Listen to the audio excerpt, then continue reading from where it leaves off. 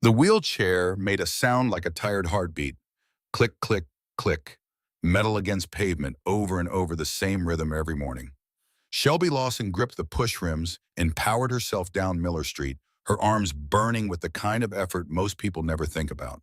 The kind of effort it takes just to exist when the world wasn't built for you. 2 years. 2 years since the night that split her life in two before and after, before she had legs that worked and parents who loved her and a future that stretched out wide and bright like a Tennessee sky in summer. After she had a wheelchair, an empty apartment, and a silence so heavy it pressed against her chest every time she woke up in the dark. The morning air was cool against her face. October in Riverside, Tennessee. The leaves were turning gold and amber and rust falling from the old oaks that lined Miller Street like paper memories drifting to the ground. Shelby watched one land on her lap. She brushed it away without stopping. Morning Shelby called out Mrs. Patterson from the flower shop doorway. The old woman stood there every day surrounded by buckets of chrysanthemums and roses, her apron stained with pollen and good intentions. Shelby forced a smile. "Morning, Mrs. Patterson. You need any help getting to the library, honey?" "No, ma'am, I got it." She always got it. She had to. There was no one else to get it for her. The Riverside Public Library sat at the end of Main Street, a red brick building with tall windows and a copper roof that had turned green with age. It had become Shelby's sanctuary, not because she loved books, though she did, but because inside those walls, behind those shelves, she could disappear into someone else's story and forget even for an hour how her own story had gone so terribly wrong. She worked there 3 days a week, shelving books, helping patrons find what they were looking for, organizing the historical fiction section that nobody else wanted to touch. The pay was almost nothing. But pay wasn't the point. The point was having somewhere to go. The point was not sitting alone in her apartment, staring at the walls, counting the hours until she could justify going to sleep again. The point was proving, if only to herself, that Shelby Lawson still existed. That the accident had taken her legs and her parents, but not her. Not completely. Some mornings were harder than others. Some mornings the weight of everything pressed down so heavy she couldn't lift her arms to grip the wheels. On those mornings, she would sit at the edge of her bed and stare at the photograph on her kitchen table, the only one she'd saved. Her parents at the county fair the summer before the accident. Her father's arm around her mother's shoulders. Both of them laughing at something the camera couldn't capture. On those mornings, Shelby would look at that photograph and whisper the same three words. One more day, and then she would get dressed and transfer to her chair and push herself out the door and make the familiar journey down Miller Street.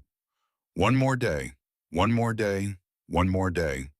That was how she'd survived 2 years. Not by being brave, by being stubborn. Dorothy Hargrove, the head librarian, looked up as Shelby wheeled through the automatic doors. Dorothy was 62, silver-haired, sharp-eyed, the kind of woman who could silence a room full of rowdy teenagers with a single glance over her reading glasses. "You're early," Dorothy said. "Couldn't sleep," Shelby admitted. Dorothy's eyes softened. She never pushed, never pried. That was why Shelby trusted her. Why Dorothy was the closest thing to a friend she had left in this world. Some people show love by asking questions. Dorothy showed it by knowing when not to. "New shipment came in yesterday," Dorothy said. "Historical fiction section needs organizing whenever you're ready." Shelby nodded and wheeled herself toward the back of the library, grateful for work that kept her hands busy and her mind quiet. The morning passed in comfortable routine. Books in, books out. Dewey Decimal numbers that made sense when nothing else did. There was a logic to libraries that Shelby craved. Every book had a place. Every number meant something. Every story, no matter how chaotic, eventually found its way to the right shelf. If only life worked the same way. She was reaching for a misplaced biography on the top shelf, stretching her arm to its limit, her wheelchair tilted slightly on its back wheels when she heard them. Voices, low and urgent, coming from the parking lot behind the library. She shouldn't have looked. That's what she told herself later, over and over, in the dark hours of the night when sleep wouldn't come and fear sat on her chest like a stone. She shouldn't have wheeled to the window, shouldn't have pushed aside that dusty curtain, shouldn't have let curiosity override the survival instinct that had kept her alive for 2 years. But she did. 3 men stood in a tight circle near a black SUV.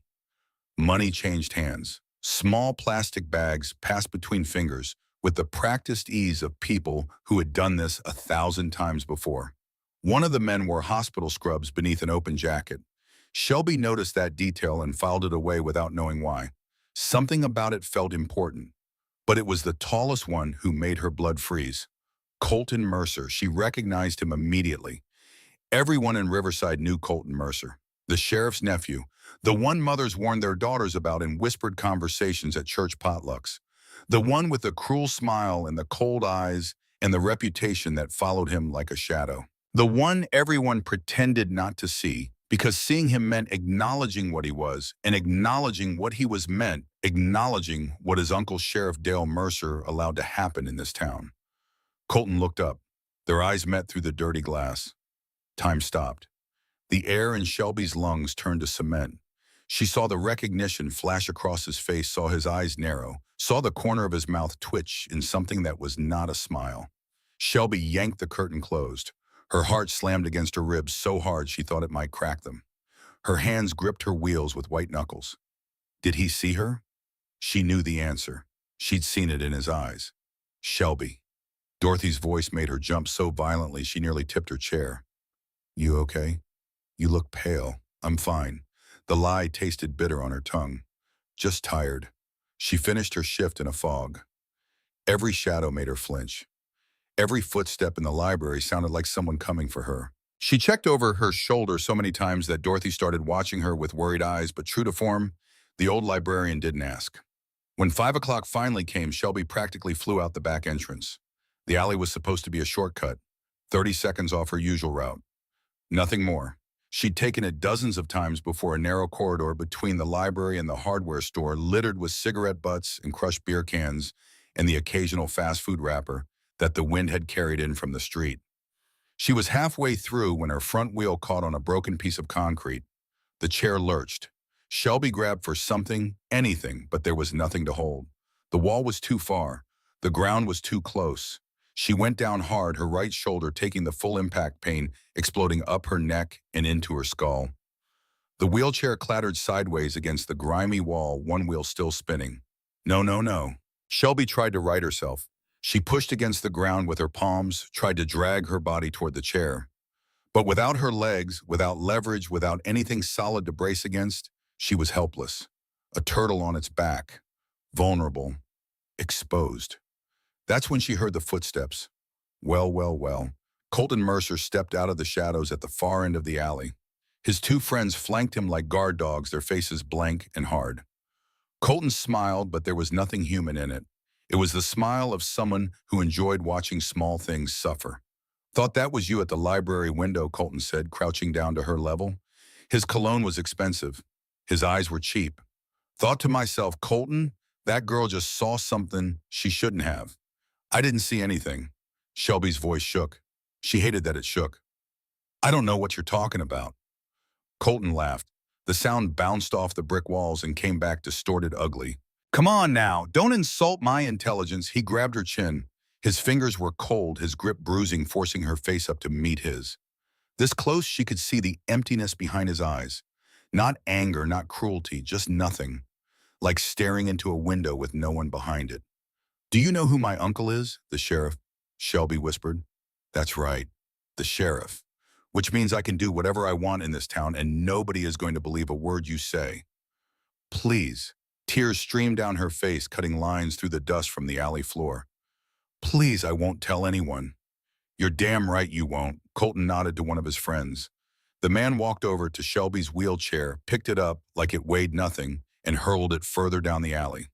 The crash of metal against concrete echoed like a gunshot. Here's what's going to happen, Colton said. He was so close she could feel his breath on her face. You're going to forget what you saw today. You're going to go about your pathetic little life. And if I ever hear that you opened your mouth.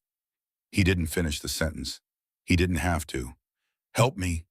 Shelby's voice was barely a sound, a whisper, a prayer. I can't move. Colton stood up, brushing off his jeans like she was dirt he'd accidentally kneeled in. That's the point, sweetheart. The three men laughed. Shelby closed her eyes. She lay on the cold, filthy ground of that alley, and she waited. Waited for whatever came next. Waited for the pain. Waited for the end. She thought about her parents, about her mother's laugh and her father's hands and the way the kitchen smelled on Sunday mornings when he made pancakes.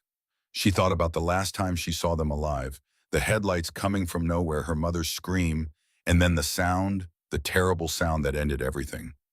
Maybe this was how it was supposed to end. Maybe she'd been living on borrowed time ever since that night. Maybe the universe was finally coming to collect. Then she heard it. The rumble started low, distant, building like thunder rolling across a valley. But this wasn't thunder. This was something mechanical, something alim. An engine, a motorcycle engine, getting closer. Colton's head snapped toward the alley entrance. His smile disappeared. The Harley appeared like something from another century, chrome and black steel gleaming in the late afternoon light. The man riding it was massive, 6'4" at least, with a gray beard that reached his chest and arms covered in faded tattoos that told stories of a life most people couldn't imagine. His leather vest bore patches that even Colton Mercer recognized, patches that made him take a full step backward. The rider killed the engine. The silence that followed was the loudest thing Shelby had ever heard. It filled the alley like water, filling a well, drowning out the traffic sounds and the distant barking of a dog and even the ragged noise of her own breathing. He dismounted slowly, deliberately. Every movement was controlled, economical, like a man who had learned long ago that he never needed to rush because the world would wait for him, whether it wanted to or not. He pulled off no helmet. He wore none. His gray hair was pulled back, his beard thick and silver. His eyes the color of creek water over stone. He didn't speak, didn't need to. His presence alone changed the temperature of the alley, sucked the oxygen from the air, made the space between the brick walls feel smaller and more dangerous. "This ain't your business, old man." Colton tried, but his voice cracked on the last word, and that crack told Shelby everything she needed to know about the power dynamic that had just shifted. The biker took one step forward. Just one. "I'm making it my business." His voice was gravel and smoke, low and dangerous and absolutely certain. Shelby had never heard anything so terrifying. Or so beautiful. Colton's friends were already backing away, self-preservation overriding loyalty, the animal brain screaming what the ego refused to accept. This man was not someone you fought. This man was someone you survived. "You know who my uncle is," Colton tried again, reaching for the only weapon he had left. "Don't care." Another step forward. Colton flinched like he'd been struck by an invisible hand. "We were just leaving anyway." He tried to save face, straightening his jacket with fingers that trembled. "This ain't over. It's over." The biker's voice didn't change pitch, didn't rise, didn't fall. It was steady as bedrock. "And if I see you near her again, we're going to have a different kind of conversation. Understand?" Colton's face twisted. Rage and fear fought for control, and fear won by a mile. He jerked his head at his friends, and they retreated down the alley. Their footsteps were quick and uneven. Not quite running, but close enough. The alley fell silent. Shelby lay on the ground, tears and dirt on her face, her whole body shaking so hard her teeth chattered. She watched through blurred vision as the biker walked past her without a word, retrieved her wheelchair from where it had been thrown, righted. It checked the wheels to make sure they still turned and brought it back. "Can you pull yourself up?" His voice had changed, still rough like a road that hadn't been paved in decades, but softer somehow, patient. "I think so." It took 3 tries. Her arms felt like water. Her shoulder screamed where she'd landed on it. But she managed to drag herself into the seat, grabbing the armrest with shaking hands, pulling herself up inch by inch until she was sitting again. Upright. Alive. "Thank you," she breathed the words. "Thank you so much." The biker nodded once, already turning back toward his motorcycle. "Wait," Shelby called out. "Please, what's your name?" He paused, but didn't turn around. "Flint, I'm Shelby, Shelby Lawson." Silence. "Why did you help me?" she asked. "You don't even know me." Finally, he looked back, and Shelby saw something flicker in his eyes, something old and heavy, and full of a pain she recognized because she carried the same kind. The pain of someone who had lost something they could never get back. Because someone should have. Then he was on his bike, and the engine roared to life, and the alley filled with thunder, and he was gone. Just like that, a mountain that appeared shifted the earth and vanished. Shelby sat in that alley for a long time after he left. She sat there while the shadows grew longer and the air grew cooler and the sounds of the town softened into evening. Her shoulder throbbed. Her face ached where Colton had grabbed her. The taste of fear was still metallic in her mouth. But she was alive. She was alive. The sun was setting by the time she made it home. Her apartment was small, studio really modified for wheelchair access on the first floor of an old Victorian house that had been divided into 4 units. The hardwood floors were scratched and the windows were drafty, and the kitchen was barely big enough to turn her chair around in. But it was hers. The only thing she'd managed to hold on to after the accident, after the lawyers, after the medical bills ate through everything her parents had left behind like acid through paper. Her father had been a careful man, a meticulous man, a man who planned for the future. But no amount of planning can account for a head-on collision at 60 miles an hour on a dark road in November. Shelby locked the door behind her. Then she locked it again. She wheeled to the window and peered through the blinds at the parking lot below. Empty. No black SUV, no Colton Mercer standing in the shadows with his empty eyes and his cold hands. But he knew where she worked now. The library. 3 days a week, same schedule, same entrance, same route. How long before he figured out where she lived? How long before a locked door wasn't enough? Shelby's hands wouldn't stop shaking. She made herself eat. Crackers and cheese. All she could stomach. Then she took a hot shower sitting on the plastic bench her physical therapist had recommended, letting the water turn her skin pink and raw. The water couldn't wash away the feeling of Colton's fingers on her face, but she tried anyway. That night she dreamed of the accident. She always dreamed of the accident. The headlights coming out of nowhere. Her mother's scream, high and sharp, cut short by the impact. Her father's hands on the wheel, knuckles white, trying to swerve, trying to save them, the sound of metal folding, glass exploding, the world turning upside down and inside out, and then nothing. Nothing but darkness and pain, and the slow realization that her legs weren't there anymore. They were there, she could see them, but they weren't hers. They would never be hers again. She woke at 3 in the morning, gasping, tangled in sweat-soaked sheets. The room was dark and silent and normal. Then she saw it, a shadow, moving past her window. Shelby's breath caught. She stayed perfectly still, watching, waiting. The shadow moved again. A figure, human, standing in the parking lot below, looking up at her building, looking at her window. Shelby didn't sleep again that night. Morning came gray and overcast. The sky looked like a bruise. Shelby got ready for work on autopilot, exhaustion making her movements slow and clumsy. She considered calling in sick, staying hidden, safe, but safe from what Colton had made his threat clear. Hiding wouldn't change that. Hiding would only delay whatever was coming. She went to work. Dorothy noticed immediately. "Shelby, honey, you look awful." "Bad night, I'm fine." "You keep saying that word. I don't think it means what you think it means." Despite everything, despite the fear that sat coiled in her stomach like a snake, Shelby almost smiled. Dorothy and her movie quotes. The morning shift passed without incident. No Colton, no shadows, just books and quiet, and the familiar rhythm of work that had saved her sanity more times than she could count.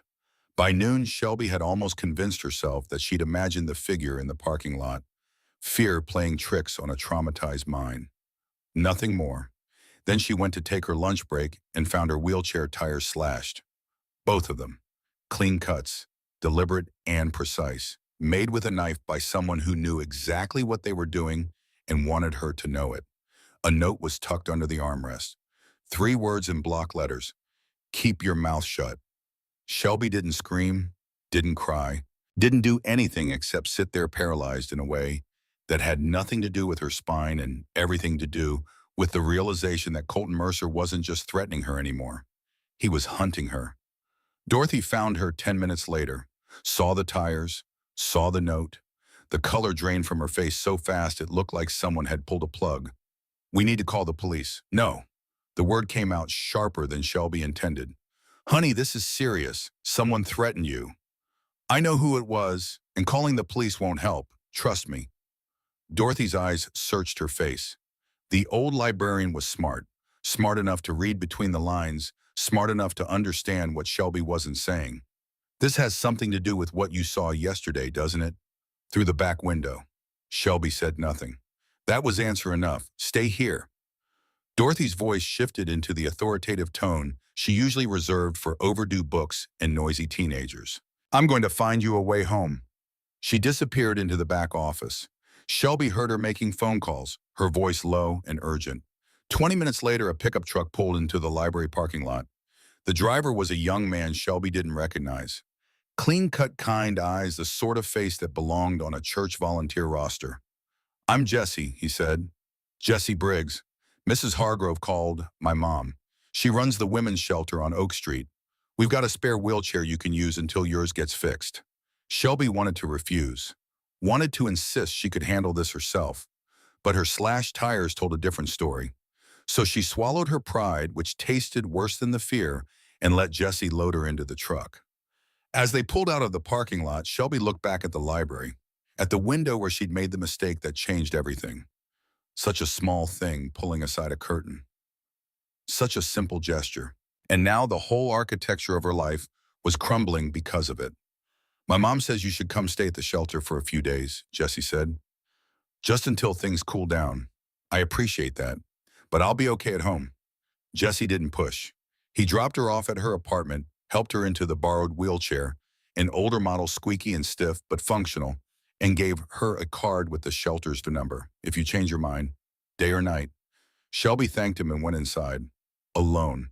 The apartment felt different now. Smaller, more vulnerable, like the walls had thinned overnight, like anyone could reach through them and at any time.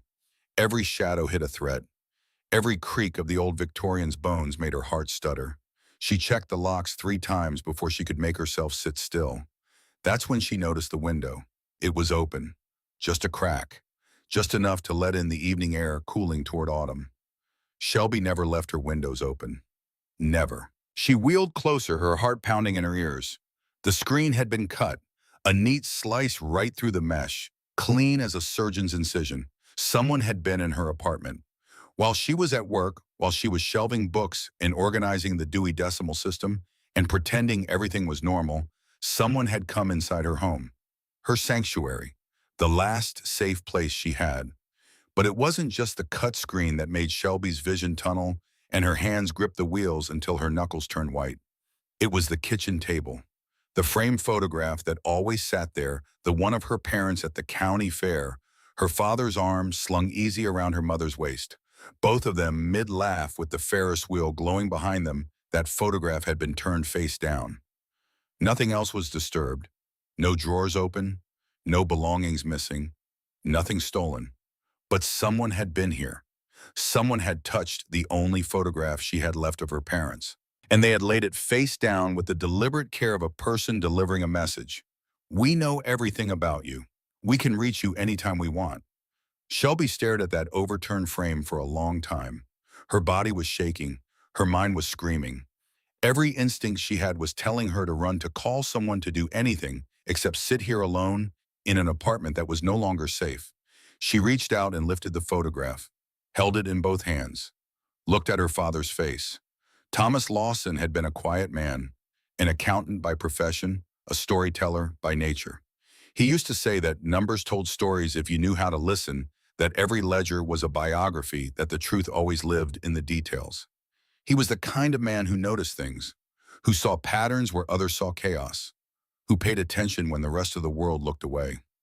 Shelby had inherited that from him, the noticing, the inability to unsee something once she'd seen it. It was a gift and a curse. It was the reason she'd pulled aside that curtain. It was the reason Colton Mercer wanted her dead. She set the photograph upright again. Gently, the way you handle something precious, something irreplaceable. She picked up her phone. Her thumb hovered over the keypad. She could call the police, report a break-in, but Colton's uncle was the sheriff. Reporting this would accomplish nothing except letting them know she was scared. And scared people are easy to control. She could call the shelter. Hide there until when forever Colton Mercer wasn't going to forget about her. Wasn't going to stop. Men like him didn't stop. They pushed until something broke, and then they pushed the broken pieces. She could run, pack a bag, and disappear. Start over somewhere new. Somewhere no one knew her name or her face or the sound her wheelchair made on pavement. She'd done it before, after the accident, after losing everything. She'd rebuilt from rubble once. Maybe she could do it again. But something inside her refused. She'd spent 2 years running from grief, running from memory, running from the sound of her mother's scream and the sight of her father's hands on the wheel, running from the girl she used to be, the girl with working legs and living parents, and a belief that the world was fundamentally fair. She was tired of running. Shelby set the photograph upright again, looked at her parents' faces, her father's eyes warm and steady, her mother's smile bright as morning. Then she opened her laptop and started searching. Flint, Hell's Angels, Riverside, Tennessee. The results were sparse. A few old news articles, mostly from the 80s and 90s. Bar fights, arrests, the kind of trouble that followed motorcycle clubs like exhaust fumes. One name kept appearing in the older records: Marcus Garrett, Flint Garrett, former Hell's Angel now listed as the owner of Garrett's Auto Repair on the outskirts of town. Shelby memorized the address. She didn't search for Flint because she wanted to be saved. She'd had enough of waiting for salvation that never came. She searched for him because he was the only person in Riverside who had ever looked at Colton Mercer without flinching. And right now, she didn't need a hero. She needed information. The next morning, Shelby called in sick to work. Dorothy didn't argue, which meant she understood more than she was letting on. Shelby set out for the garage at 7:30 before the town was fully awake, before the streets filled with people who might see her and report back to Colton. It took her 45 minutes to wheel herself there. 45 minutes of burning arms and aching shoulders and a borrowed wheelchair that squeaked with every rotation like a bird that couldn't stop complaining. The route took her past the edge of town, past the last row of houses, past the point where sidewalks gave way to gravel shoulders and the trees pressed in close on both sides of the road. Garrett's Auto Repair was exactly what she'd expected. A concrete block building with grease-stained walls and a hand-painted sign that had seen better decades. Old cars in various states of surgery filled the lot, their hoods open like patients on operating tables. The smell of oil and gasoline and honest work hung heavy in the morning air. Flint was under a lifted truck when she arrived. His boots were the only visible part of him, scuffed and oil-stained, sticking out from beneath the chassis. "Hello," Shelby called out. "Mr. Garrett." The boots shifted. A moment later, Flint slid out on a creeper, wiping his hands on a rag that was dirtier than whatever he had been wiping off. In the daylight, Shelby could see his face clearly for the first time. The deep lines around his eyes that spoke of decades spent squinting into sun and wind. A scar that bisected his left eyebrow, a pale line through weathered skin. And a weariness that seemed to go all the way to his bones, like exhaustion had become part of his skeleton. He looked at her, and something crossed his face. Not surprise exactly, more like resignation. The expression of a man who had known somewhere deep down that the girl in the wheelchair would find her way to his door. "You shouldn't be here, I know, but I didn't know where else to go." Flint stood. He towered over her even more than he had in the alley. Up close, with the morning light catching the silver in his beard and the faded ink on his arms, he looked like something carved from an older, harder version of America. What happened? Shelby told him everything. Not the abbreviated version, not the cleaned-up version. Everything. The slashed tires, the note, the cut window screen. The photograph turned face down, the shadow in the parking lot at 3 in the morning. She told him about the fear that had taken up permanent residence in her chest, about the feeling of being watched and hunted and trapped in a body that couldn't run, even if running would save her life. Flint listened without interrupting. His expression grew darker with each detail, like storm clouds building on a horizon. "Colton Mercer," he said when she finished. "Not a question. You know him?" "Know of him. His uncles have been running this town for 15 years. Dirty as they come, but smart enough to keep his hands clean on paper. So you understand why I can't go to the police." Flint nodded slowly. Shelby met his eyes. She held them. She made sure he could see that she wasn't here to cry, wasn't here to beg, wasn't here to be rescued, like some fairy tale princess waiting for a knight. "I don't need you to fight for me," she said. "I need to understand what I'm dealing with. Who Colton really is. How deep this goes. What kind of power his uncle has. I need information so I can figure out what to do next, on my own." Flint stared at her. Something shifted behind his eyes. Not pity she was relieved to see. something more like recognition. The silence stretched between them, filled with the distant sound of traffic on the highway and the ticking of a cooling engine somewhere in the garage. "This ain't my fight," Flint said finally. His voice was quiet, but there was something underneath it, something that contradicted the words. "I know. I don't do this anymore. Haven't for years. I know. If I get involved, it brings trouble. For both of us. I know." Shelby's voice cracked just slightly, just enough to let the truth show through. "But I don't have anyone else. My parents are dead. I don't have family. I don't have friends who can help with this. And you're the only person who's ever stood up for me. Ever." The word landed like a stone in still water. Ever. 24 years of life, and the only person who had ever stepped between her and harm was a stranger on a motorcycle. Flint looked away, his hands clenched and unclenched at his sides, a war happening inside him that Shelby could see but couldn't hear. "You remind me of someone," he said quietly. His voice had changed. The gravel was still there, but something had softened beneath it. Something had broken through. "Who?"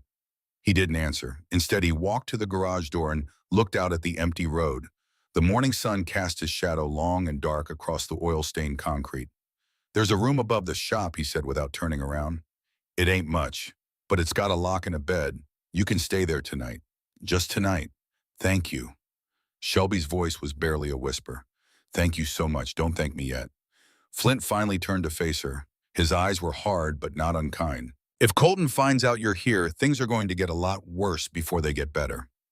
"I understand." "No." Something in his voice made her spine straighten. "You don't. Not yet."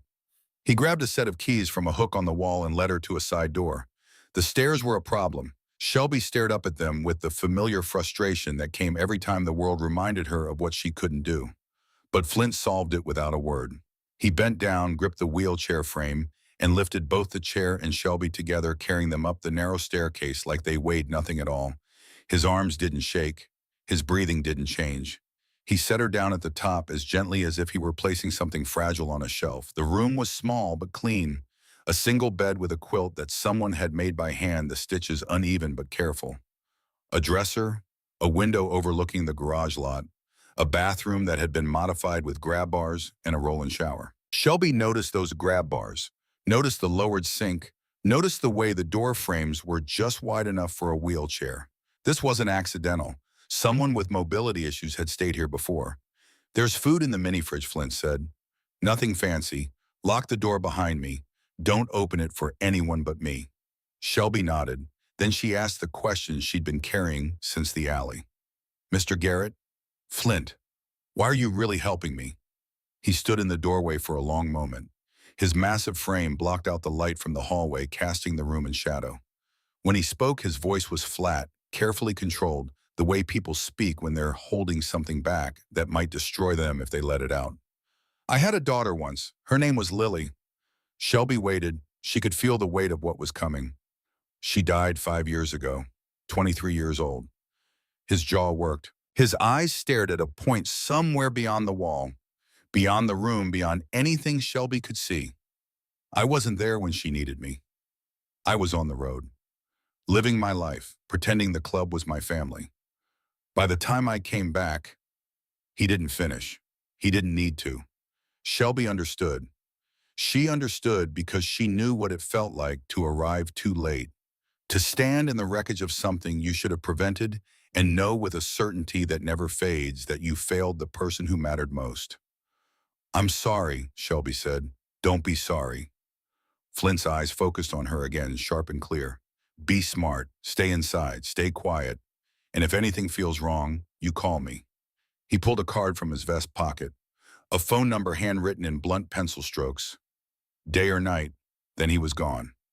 His boots on the stairs, heavy and slow, and then the sound of the garage door below, and then silence. Shelby locked the door behind him. She sat in the small room that smelled like motor oil and laundry detergent and looked at the grab bars in the bathroom and thought about a girl named Lily who had been 23 and was now a ghost that her father carried everywhere he went. She thought about her own ghosts, her mother and father, the last dinner they shared, the way her father had looked at her across the table and said something she hadn't understood at the time, something that only now 2 years later was beginning to make sense. You're going to change the world, Shelby girl. I believe that with everything I've got. She hadn't changed the world. She'd barely survived it. But tonight in this room above a stranger's garage, she was going to do something she hadn't done in 2 years.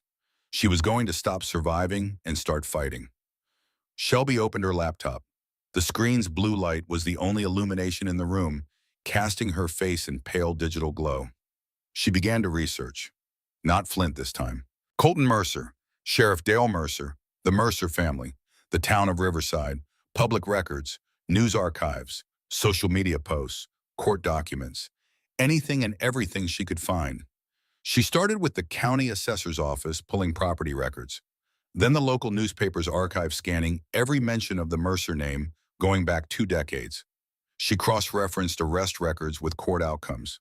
She tracked campaign donations to the sheriff's re-election fund. She mapped addresses and business registrations and followed the money the way her father had taught her back when she was 15 and sitting at his desk watching him work. Follow the numbers, Shelby girl. Numbers don't lie. People lie. Numbers just tell you who's lying. 3 hours later, her eyes were burning and her back was screaming, and she had filled 12 pages of notes. What she found made her sick. Colton Mercer wasn't just some small-time dealer pushing pills behind a library. He was the distribution hub for half the county. Prescription opioids mostly.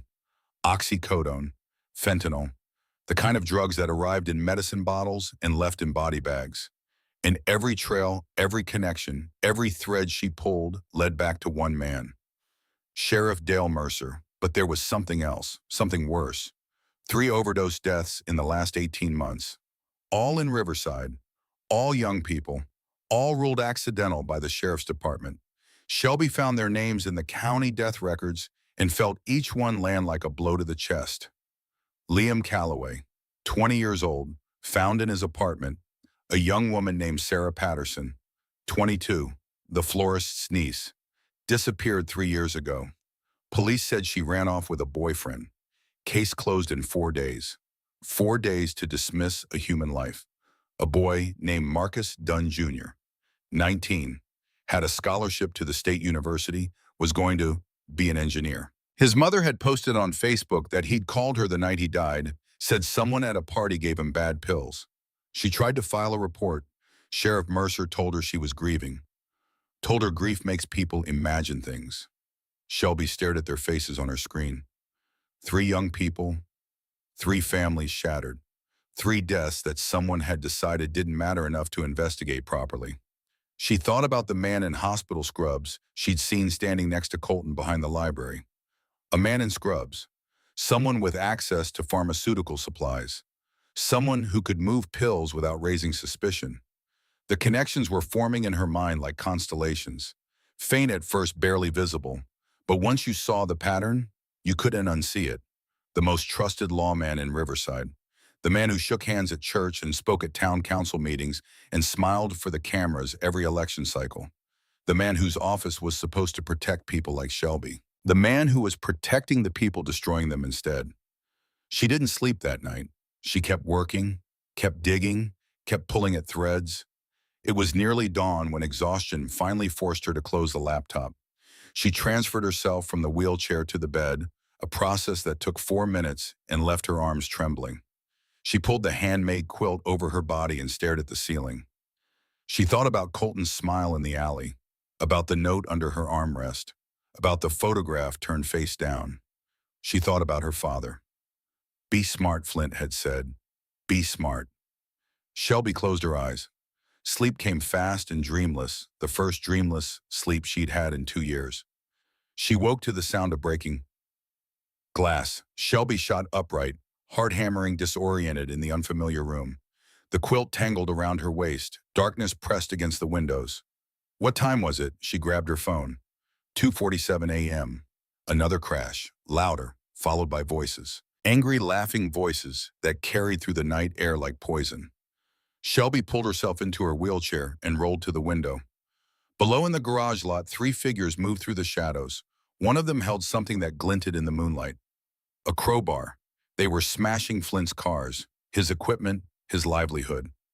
Moving from vehicle to vehicle with methodical viciousness, like they were checking in items off a list. Windows shattered, metal crumpled, windshields spiderwebbed and collapsed. Then one of them looked up, directly at her window. Even in the darkness, even at that distance, she recognized him. Colton Mercer smiled. He lifted one hand in a slow, mocking wave. Shelby yanked herself away from the glass. Her whole body was shaking so violently that her wheelchair rattled against the floor. Her phone buzzed, a text from an unknown number. You can't hide from us. Not behind cops, not behind bikers, not behind anyone. Next time, we won't just break glass. Below, an engine roared to life.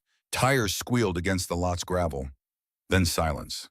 A silence so complete it rang in her ears. Shelby sat in the dark, phone clutched to her chest, and waited for morning. When Flint found the damage at dawn, his face went still.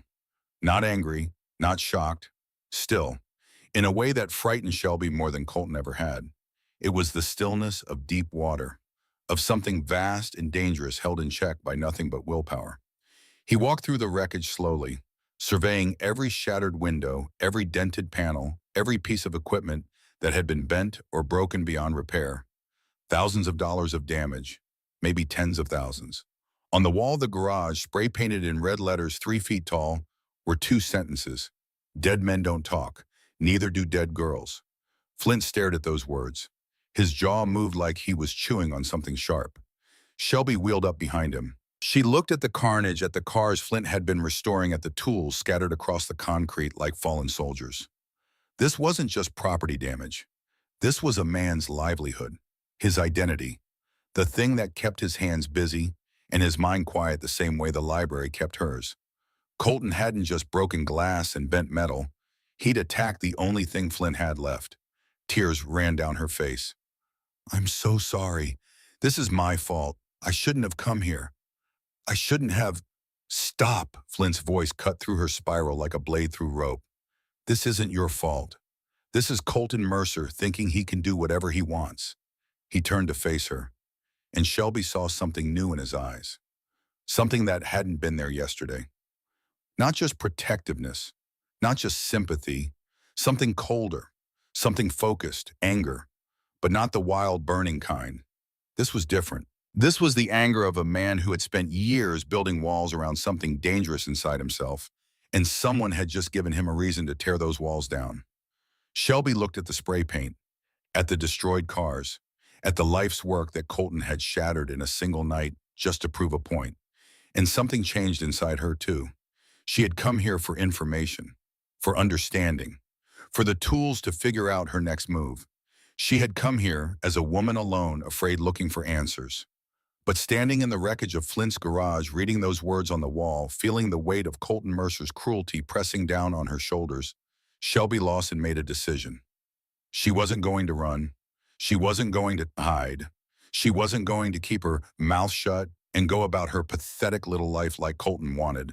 She was going to burn his entire world to the ground. He's not going to stop, Shelby said. Her voice was steady now. The shaking had stopped. The tears had dried. Something had crystallized inside her, hard and bright and unbreakable. We can't wait for this to go away. We need people. We need help. And we need a plan. Flint looked at her for a long time. He studied her face the way a man studies a horizon before a storm, looking for weakness, looking for cracks, finding none.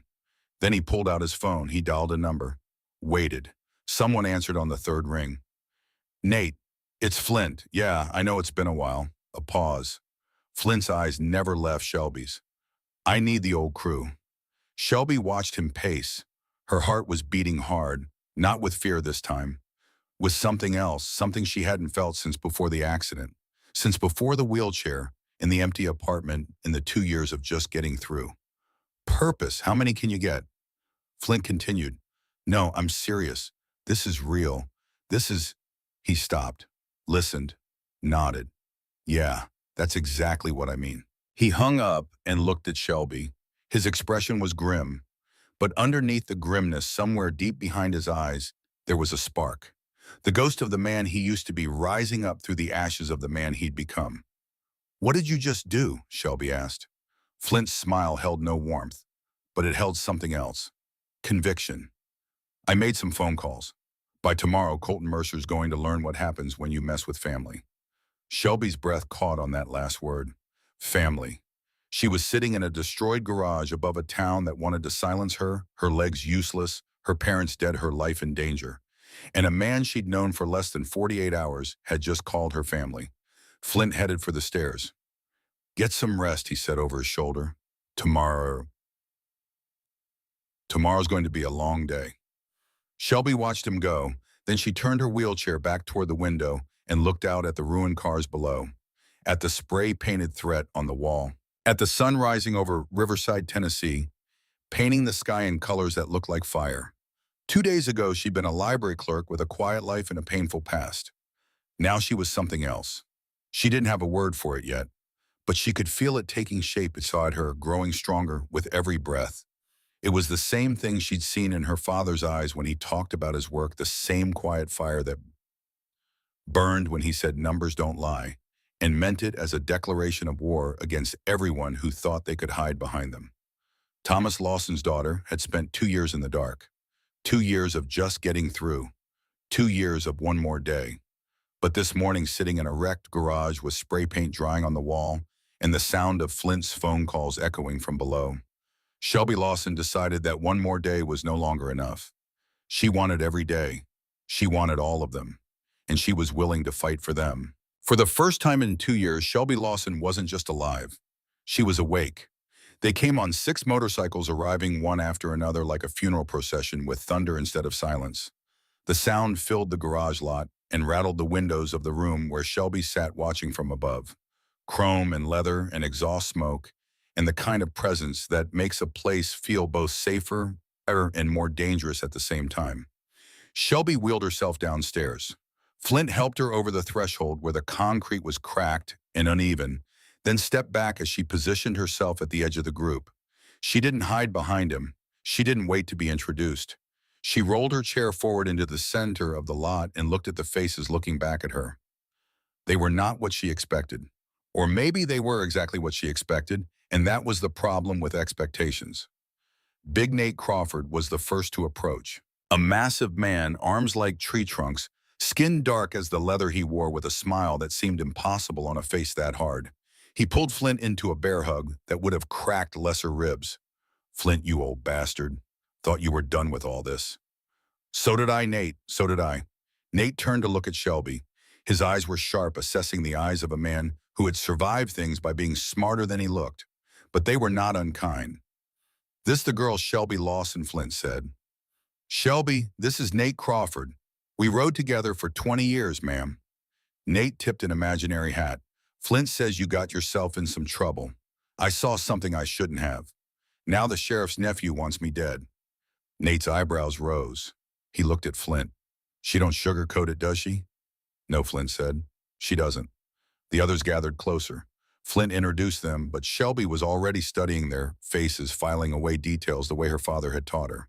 Names and features, and the small tells that reveal who a person really is underneath the leather and the patches and the road dust.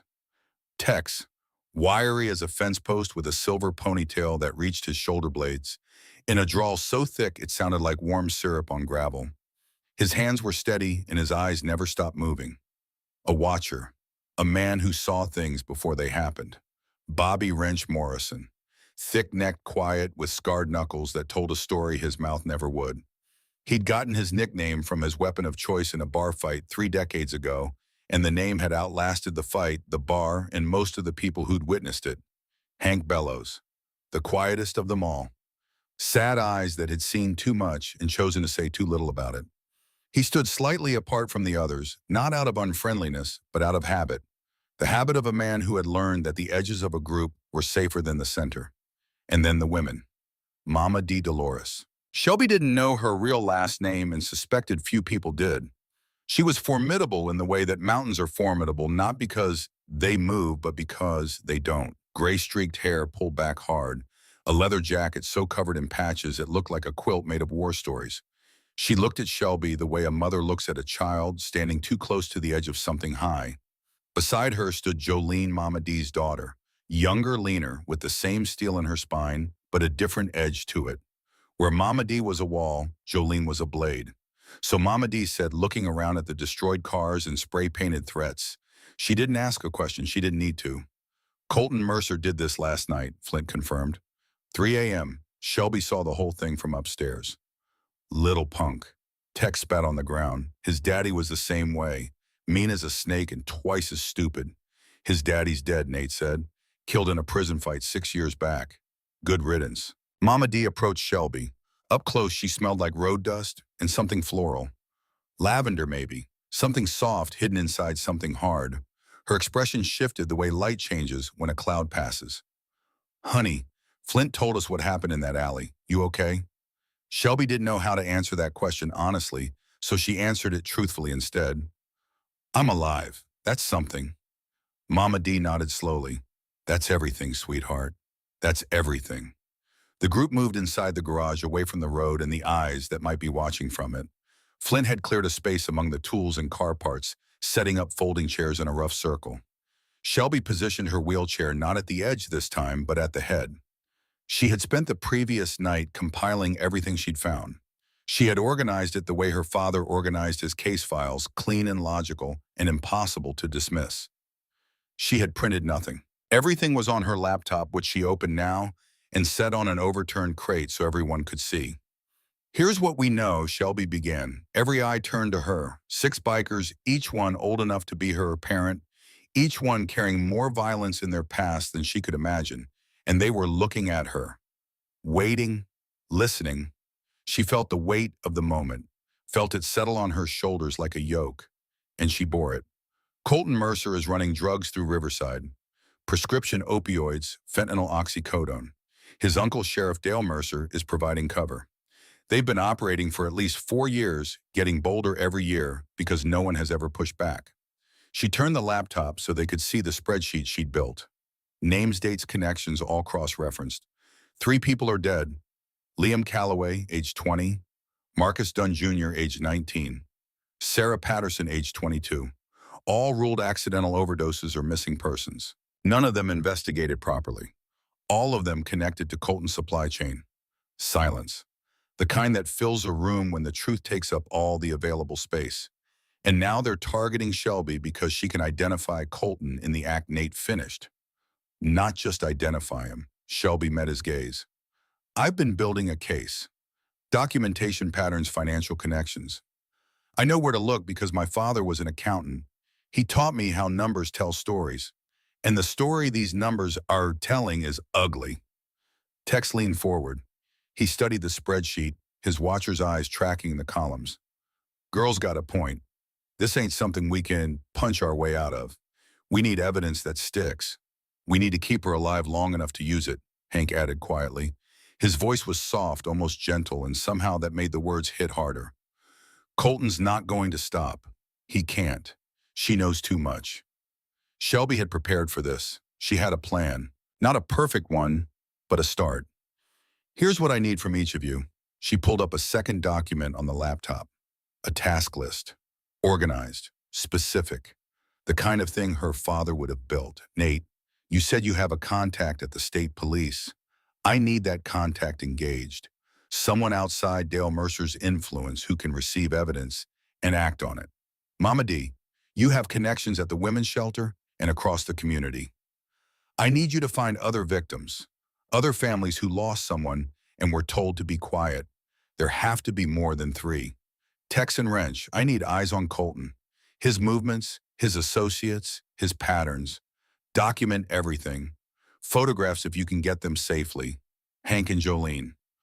I need you here. If Colton comes back, if anyone comes back, I need to know before they reach the door. She closed the laptop and looked around the circle. And I'll keep digging. The library has access to county records, death certificates, police reports, property filings. I can find things in those databases that no one else knows to look for. The silence that followed was different from the one before. This wasn't the silence of shock. It was the silence of respect. Mama D spoke first. She looked at Flint with an expression Shelby couldn't quite read. This one's something else. Flint nodded. He was looking at Shelby with something in his eyes that she would later recognize as the beginning of pride. Yeah, she is. The meeting broke up in the early afternoon. The bikers dispersed to their assignments, engines roaring one by one as they pulled out of the lot. Mama D lingered, pressing a card into Shelby's hand. "The shelter's always got room," she said. "Day or night, you need somewhere safe, you call me." "Thank you." Mama D cupped Shelby's face in her weathered hands. Her palms were rough and warm. "You're doing a brave thing, honey. Don't let anyone tell you otherwise." After everyone left, the garage fell quiet. Shelby returned to her laptop and continued working. The research had become a kind of compulsion, each discovery pulling her deeper, each connection revealing another thread to follow. She was good at this, better than good. She had inherited her father's eye for patterns and her mother's stubborn refusal to accept things at face value. 3 hours later, she had mapped Colton's operation across 4 years of public records, shell companies, property purchases, cash deposits that stayed just under the federal reporting threshold. The sophistication surprised her. Colton was reckless and cruel, but someone was managing the money with surgical precision. Someone who understood accounting the way her father had understood it. She filed that thought away, a question without an answer. Not yet. It was late afternoon when the knock came, soft, almost apologetic. Shelby grabbed the baseball bat Flint had left her, wheeled to the door, and pressed her ear against the wood. "Who is it? My name's Edith Calloway." The voice was female, elderly, trembling with something that might have been fear or might have been courage. They sound the same sometimes. "I volunteer at the library. Dorothy Hargrove sent me." Shelby hesitated. Dorothy had mentioned Edith before. A retired nurse who came in on weekends to help with the children's reading program. Small, white-haired kind. The sort of woman who made soup for sick neighbors and remembered everyone's birthday. She opened the door. Edith Calloway stood in the hallway like a bird that had blown in from a storm. Small and white-haired, just as Dorothy had described, with kind eyes behind wire-rimmed glasses and hands that wouldn't stop wringing each other. She looked like everyone's grandmother.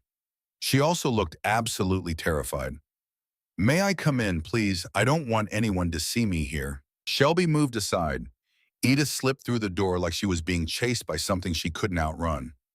"I heard what happened to you," Edith said. The words came fast, tumbling over each other. "Dorothy told me everything, the alley, the threats, the break-in, and I—" She stopped, swallowed, started again. "I couldn't stay quiet anymore." The temperature in the room changed. Shelby felt it the way you feel a shift in barometric pressure before a storm arrives. Quiet about what Edith's eyes filled with tears. They came fast, pooling behind her glasses and spilling down her lined cheeks. "My grandson, Liam, he died 18 months ago. Overdose, they said. But I knew. I knew it wasn't an accident." Shelby's breath caught. Liam Calloway. She had found his name in the death records just hours ago. 20 years old, ruled accidental. Mrs. Calloway. Liam. I saw his name in my research. Edith's hands found Shelby's and gripped them like a drowning woman gripping a rope. Her fingers were cold and thin and shaking. "He was going to be a teacher. Did you know that? He wanted to help children learn to read just like I do. He was so bright, so kind. He never touched drugs in his life. Then he went to one party, and he never came home." Shelby held the old woman's hands. She didn't speak. She had learned in 2 years of grief that sometimes the most helpful thing you can do for someone in pain is to stay silent and let them empty the wound. "I tried to tell the sheriff." Edith's jaw tightened, and Shelby saw a flash of the steel that must have carried this woman through 40 years of nursing. "I told him Liam didn't use drugs, that someone must have given him something, that it wasn't an accident. He looked me right in the eye and said I was confused. Said grief does that to people, to old women." Edith's voice hardened on those last two words. "I've been a nurse for 40 years. I know what I saw. I know what killed my grandson. And I know who's responsible. Colton Mercer." Edith nodded. "Liam was at a party at the old Millbrook barn. Colton was there. I have Liam's phone. The sheriff never asked for it, never wanted it, because he already knew what was on it. Texts, pictures, proof that Colton sold him those pills." Shelby felt her heart beating in her temples. "Do you still have that phone?" "It's hidden at my house, under my bed in a box with his other things." Edith squeezed Shelby's hands with surprising strength. "I was too scared to do anything with it. 18 months I've been scared. But after I heard about what they did to you and you still didn't run, I couldn't stay scared anymore. Tears streamed down both their faces. Two women separated by 50 years, connected by the same grief and the same rage, and the same refusal to let evil men win. I lost my grandson, Edith whispered. I won't let them hurt anyone else. Not if I can stop it. Shelby's mind was already working, already planning. The phone was critical. It was the kind of physical evidence that could blow a case wide open. But getting it meant sending a 72-year-old woman into danger. We need to be smart about this, Shelby said. Colton has cameras watching this garage. He's been tracking my movements since the alley. If he sees you with me, if he connects you to what we're doing, he'll come for you too. Edith straightened her spine. Then I'll go alone, tonight. My sister is visiting for dinner. I'll make an excuse to go home. I'll get the phone and bring it back. Shelby shook her head. Not alone. I'm going to have someone watching from a distance. Text one of the men who came this morning. He'll follow at a distance. If anything feels wrong, he'll be there. They argued for 20 minutes. Edith had the stubbornness of a woman who had spent decades telling patients to take their medicine and lie still. But Shelby had the stubbornness of her father, and in the end, they reached a compromise. Text would follow. Edith would retrieve the phone. 2 hours, 3 at most. Be careful, Shelby said as Edith rose to leave. Please. Edith paused at the door. She turned back, and her expression was calm in a way that made Shelby's stomach tighten. I spent 18 months being afraid. I'm done being afraid. Shelby watched from the window as Edith's small figure disappeared down the road. Then she called Tex and briefed him. Then she sat in the quiet room and stared at the wall and tried not to think about what she'd just done. She had sent a 72-year-old woman to retrieve evidence from a house that might be watched by people who had already proven they were willing to hurt anyone who got in their way. If something happened to Edith, it would be because Shelby had asked for help. The minutes crawled. 1 hour, 90 minutes. Shelby checked her phone every 30 seconds. No calls, no texts. The silence was suffocating. At the 2-hour mark, the phone rang. Tex's voice was raw, broken in a way she hadn't thought possible from a man who looked like he was built from rawhide and barbed wire. I lost her. She went inside. I waited like we planned. But there was a back door I didn't know about. Someone was already in the house. Shelby's vision went white. Edith.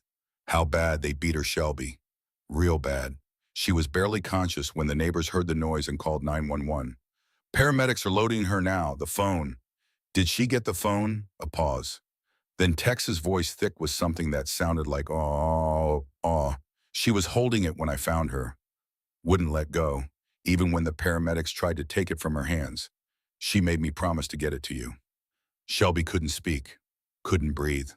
She sat in the wheelchair with the phone pressed to her ear and tears pouring down her face in hot, silent streams. She knew they might come for her. Shelby finally managed. She knew, and she went anyway. She wanted justice for her grandson, Tex said quietly. I think she figured this was the price. The phone arrived 30 minutes later. Tex brought it in a plastic bag, the cracked screen smeared with blood that had already begun to dry brown.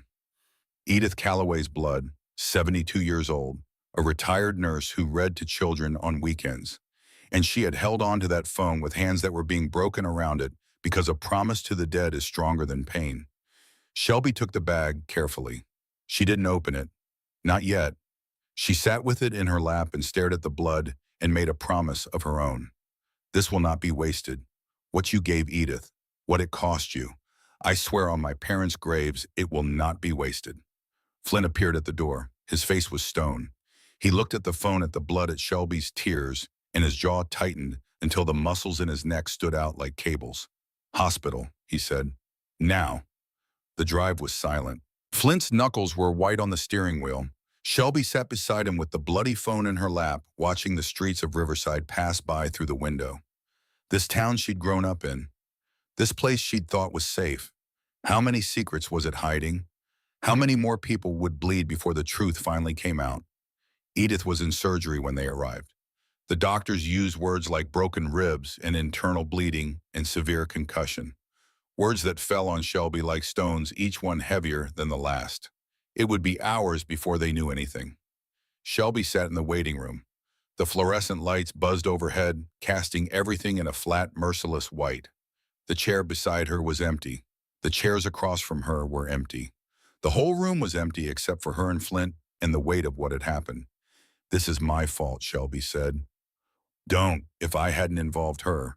If I hadn't asked her to go." She involved herself. Flint leaned forward, elbows on his knees, his voice rough but steady. "She made a choice, Shelby. Edith Calloway is 72 years old. She buried her grandson and watched his killers walk free for 18 months. Nobody made her do anything. She saw a chance to fight back, and she took it. And now she might die. She might." Flint's eyes were hard. Not cruel. Hard the way the ground is hard, the way truth is hard. And if she does, we make damn sure it means something. We take what she gave us, and we burn Colton Mercer's world to the ground. Shelby looked down at the phone, at the cracked screen with the dried blood. She thought about Edith's hands, cold and thin and shaking, gripping hers in that room above the garage. "I lost my grandson. I won't let them hurt anyone else."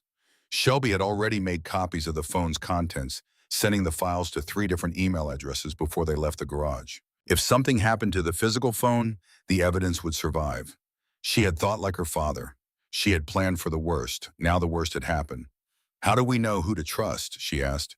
"The sheriff is corrupt. The local police are useless. Who do we give this to?" Flint pulled out his phone. "Nate's contact at the state police is good. Detective named Lewis. She's solid. But she's one person. We need more than one person. We need someone who can bring the full weight of the law down on these people and not blink." "Who district attorney from the next county over?" "Sullivan County, woman named Rebecca Thorne. She's been trying to build a case against the Mercer family for years. Never had enough evidence." He looked at the bloody phone in Shelby's hands. "Now she does." Shelby nodded. "Call her." Flint found the number. It rang twice. "D.A. Thorne's office. I need to speak with Rebecca Thorne. Tell her it's Marcus Garrett. Tell her I have everything she needs." A pause. "Hold music." 30 seconds of nothing. Then a voice. Female. Sharp. Professional. With an edge of barely contained intensity, like a blade that had been waiting years to be drawn. "Flint, it's been 5 years. Rebecca, I've got a present for you. Colton Mercer, Sheriff Dale Mercer, and everyone connected to their operation. Evidence that'll hold up in court. Witnesses who will testify. Silence on the other end, the kind of silence that precedes an avalanche. I'm listening." Flint talked for 10 minutes. He laid out everything. Shelby's research, Edith's phone, the pattern of deaths, the destroyed evidence, the intimidation. When he finished, Rebecca asked only one question. "How soon can you get me those files tonight?" "But there's a condition. They know we're coming now. After what happened to Edith, they're going to move fast. Destroy evidence, silence witnesses. We've got days, maybe less. Then we move faster." Rebecca's voice hardened into something that sounded like a promise and a threat at the same time. "I've been waiting for this chance for 5 years, Flint. Get me those files. I'll have arrest warrants by morning." State police only, no locals. Shelby felt something shift in her chest. Not hope, not yet, but the space where hope might grow if given enough light. 2 hours later, the surgeon emerged. His face was exhausted but not grieving. "She's stable. It was touch and go for a while, but she's a fighter. She's asking for someone named Shelby." Shelby's heart seized. "Me. She's asking for me. She keeps saying the girl in the wheelchair. I'm assuming that's you." The room was small and full of machines that beeped and hummed and breathed. Edith lay in the center of it all, impossibly small against the white sheets. Her face was swollen and bruised purple, spreading across her cheekbone and down her jaw. Tubes ran from her arms. Wires connected her to screens that displayed her life in green zigzag lines. But her eyes were open, alert, and when she saw Shelby, something in them caught fire. "Shelby," her voice was barely a whisper pushed through cracked lips. "Did you get it?" Shelby rolled close and took Edith's hand, gently, so gently. "We got it. We got everything." "Good." Edith's lips curved into something that wanted to be a smile, but couldn't quite make it through the pain. "Then it was worth it." "Edith, don't." The old woman's hand tightened on Shelby's with surprising strength. "I knew the risks. Made my choice. Just promise me one thing. Anything. Don't stop. No matter what they do, no matter who they hurt. Don't stop until they pay for what they've done. For Liam. For all of them. Tears ran down Shelby's face and fell onto the white hospital sheet, leaving small dark circles. I promise. Edith closed her eyes. Your parents would be proud of you, sweetheart. So proud. Shelby stayed until Edith fell asleep. Then she wheeled out into the hallway where Flint waited, leaning against the wall with his arms crossed and his face carved from something old and hard. We need to go, he said. State police are setting up at Nate's place. Rebecca Thorne is driving down tonight.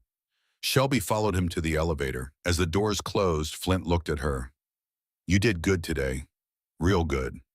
She didn't feel like she'd done anything good. She felt gutted, hollowed out, like someone had reached inside her and removed something essential. But underneath all of that, like an ember buried in ash, something else was burning. The drive to Nate's place took 30 minutes. By the time they arrived, the command post was already taking shape.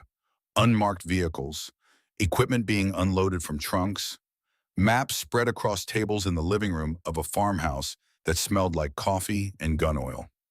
Rebecca Thorne stood in the center of it all. She was younger than Shelby expected. Mid-40s with sharp features and dark hair pulled back tight and eyes that scanned a room the way a general scans a battlefield. You must be Shelby Lawson. Rebecca crossed the room and shook her hand. Her grip was firm and certain. I've been reading your research. Impressive work. I just connected some dots. You did more than that. You built a case, a good one. Rebecca's expression softened, but only slightly. I'm sorry about what happened to Mrs. Calloway. I promise you, her sacrifice won't be wasted. When do we move Dawn? We hit Colton's house, the sheriff's office, and 3 other locations simultaneously. By the time they realize what's happening, we'll have everyone in custody.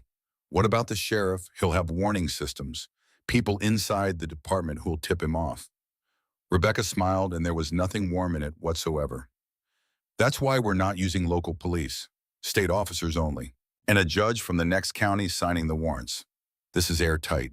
Shelby nodded. Then her phone buzzed. Unknown number. She answered before she could think better of it. Miss Lawson. Colton Mercer's voice slithered through the speaker like something that lived under rocks. We need to talk. Every eye in the room locked onto her. Flint stepped closer. Rebecca signaled an officer to start a trace. Shelby held the phone steady. Nothing to say. Colton laughed, low, cruel, like a knife being drawn across leather. That's not like you, sweetheart. You've had plenty to say lately. What do you want, Colton? I want you to stop. I want you to take whatever evidence you think you have and burn it. I want you to forget you ever saw anything. And if I don't, then things get messy. Messier than they already are. A pause. How's the old lady doing, by the way, Edith? I heard she had an accident. Terrible thing. Accidents happen all the time in this town. Shelby's jaw tightened. Her hands shook. Flint put his palm on her shoulder. Steady. You're a coward, Shelby said, of beating up a 72-year-old woman. That's what you're capable of. That's your power move. Silence on the line. Heavy and dangerous. You think you're brave, don't you? Colton's voice had changed, colder, emptier, sitting there in your little wheelchair playing detective. You think those bikers can protect you? Think the state police give a damn about some crippled girl from nowhere? I think you're scared. Shelby leaned into the phone. She made her voice level and calm and sharp as a scalpel. I think you know what we have. I think you know it's over. Another laugh. Nothing's over until I say it's over. You've got until sunrise. After that, every person who's helped you becomes a target, starting with that old biker who thinks he's your daddy. The line went dead. The room erupted. Rebecca barking orders, officers scrambling, Flint pacing with his fists clenched. But Shelby sat still. She sat in her wheelchair in the middle of the chaos, and she thought. She thought about Colton's voice, about the tremor underneath the threat, about the way a cornered animal sounds right before it either fights or runs. He's going to run, Shelby said. Not now, not tonight. But the second he smells the warrants coming, he'll disappear. His uncle has property all over this county. Hunting cabins, storage units, a boat dock on the lake. If Dale Mercer wants to vanish, he's got a dozen ways to do it. Rebecca looked at her. So what do you suggest? The plan came to Shelby fully formed, rising from somewhere deep inside her.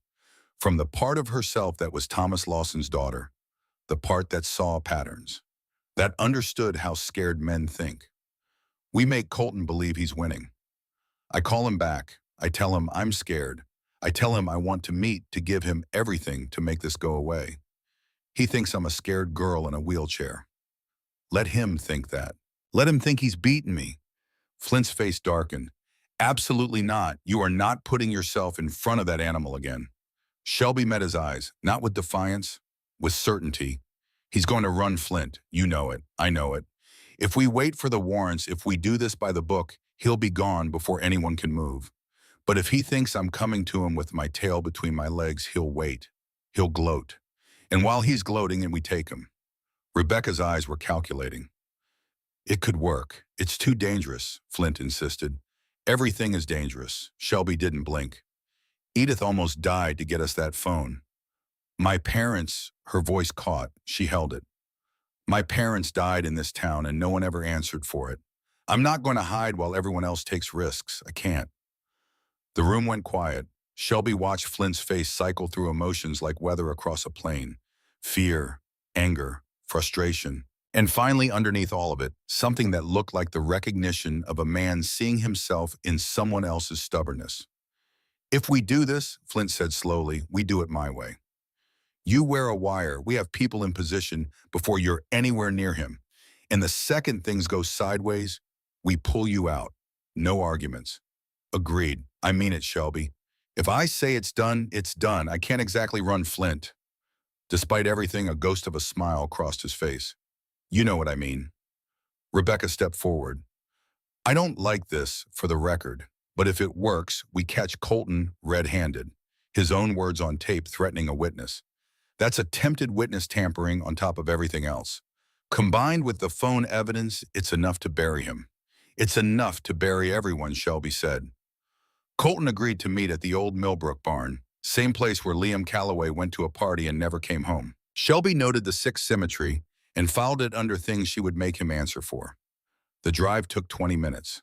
Flint drove with his knuckles white on the steering wheel. Shelby sat beside him, the wire hidden beneath her shirt, her heart hammering so loud she was sure the microphone was picking it up.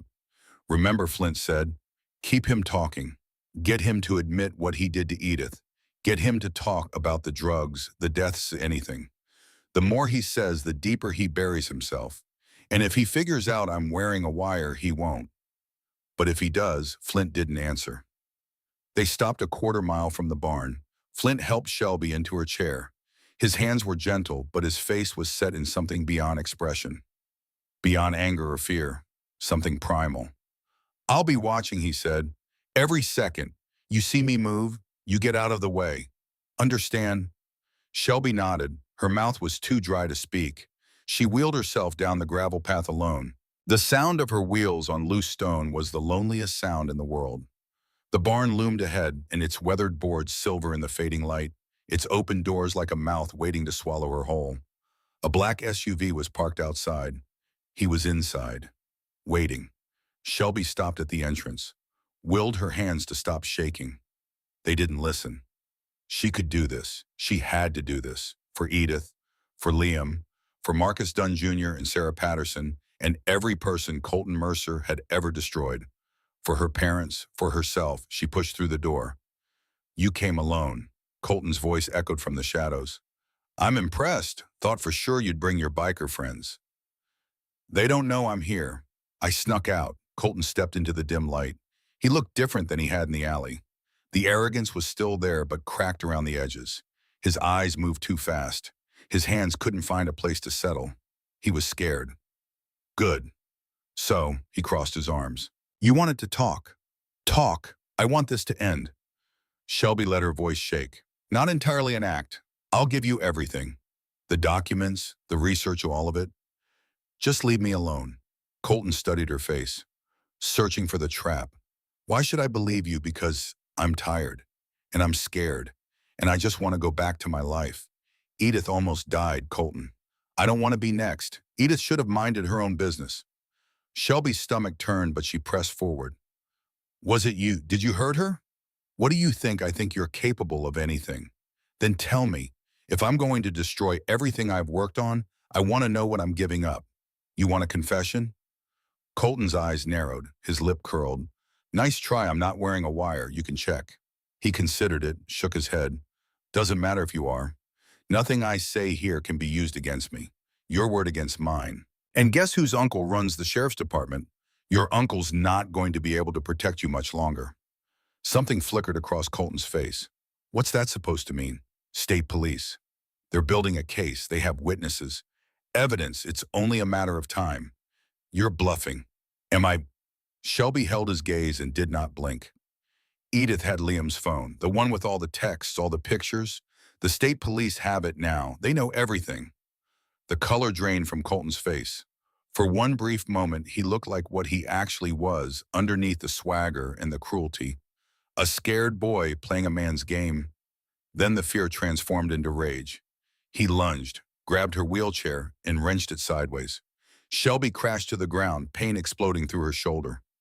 The same shoulder, the same ground, the same helplessness. You stupid little...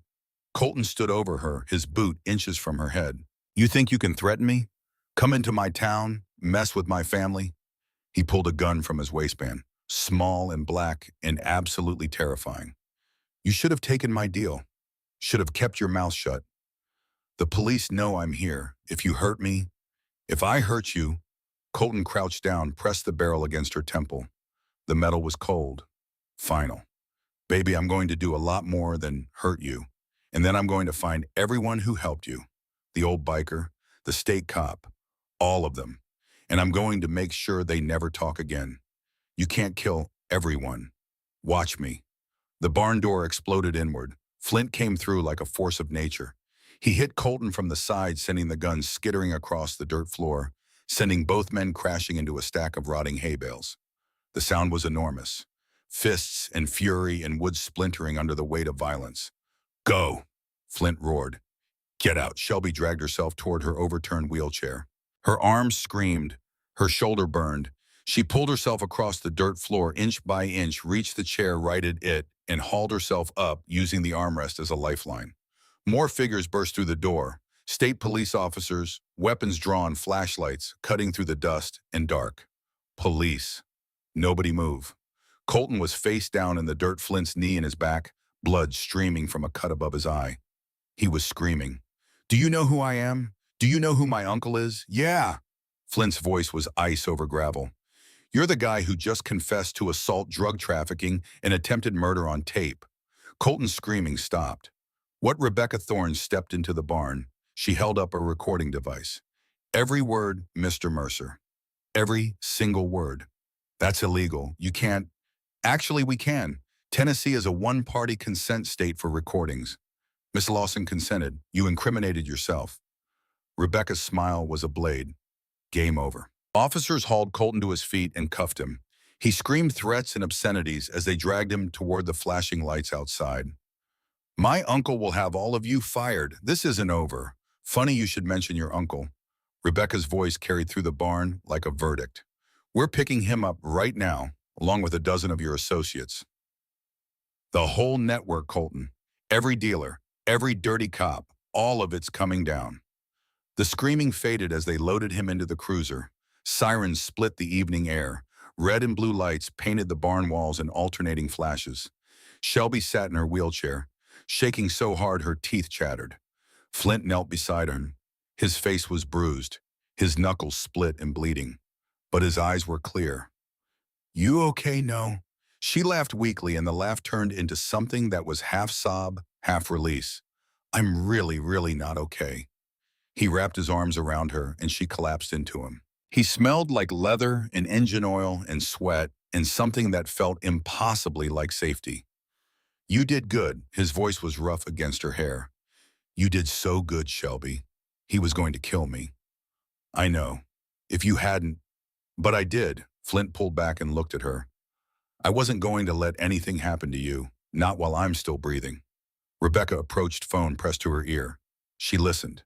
Then she hung up with a satisfied expression. Sheriff Dale Mercer is in custody. Tried to run just like you predicted. State troopers caught him on Highway 70 with 2 suitcases of cash and a fake passport. Shelby felt something release in her chest, something she'd been holding so tight for so long that she'd forgotten it was there.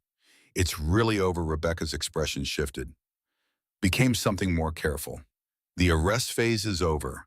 The legal phase is beginning. We'll need testimony. From you, from Edith, from anyone else willing to come forward. It's going to be a long road. I'll testify, Shelby said. Her voice was steady now. Whatever you need. Rebecca nodded. Then she looked at Shelby differently. Not as a witness or a victim, as something else. Thank you, Shelby. You did something most people would never have the courage to do. The next hours blurred together. Statements taken, evidence logged, phone calls made. By the time the sun rose over Riverside, 8 people were in custody, and the biggest drug operation in county history was in pieces on the floor. Shelby slept in the back of Flint's truck.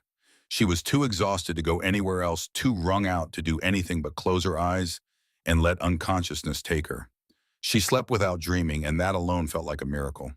When she woke, it was to the sound of Flint's voice, low and urgent, coming from outside the truck. I know, but this changes things. She needs to know the truth. Shelby stirred. Flint noticed and ended the call. Who was that, Rebecca? She found something in Dale Mercer's files. Something about what Flint sat down on the tailgate beside her. The morning light caught the lines on his face, every one of them deep enough to hold a story.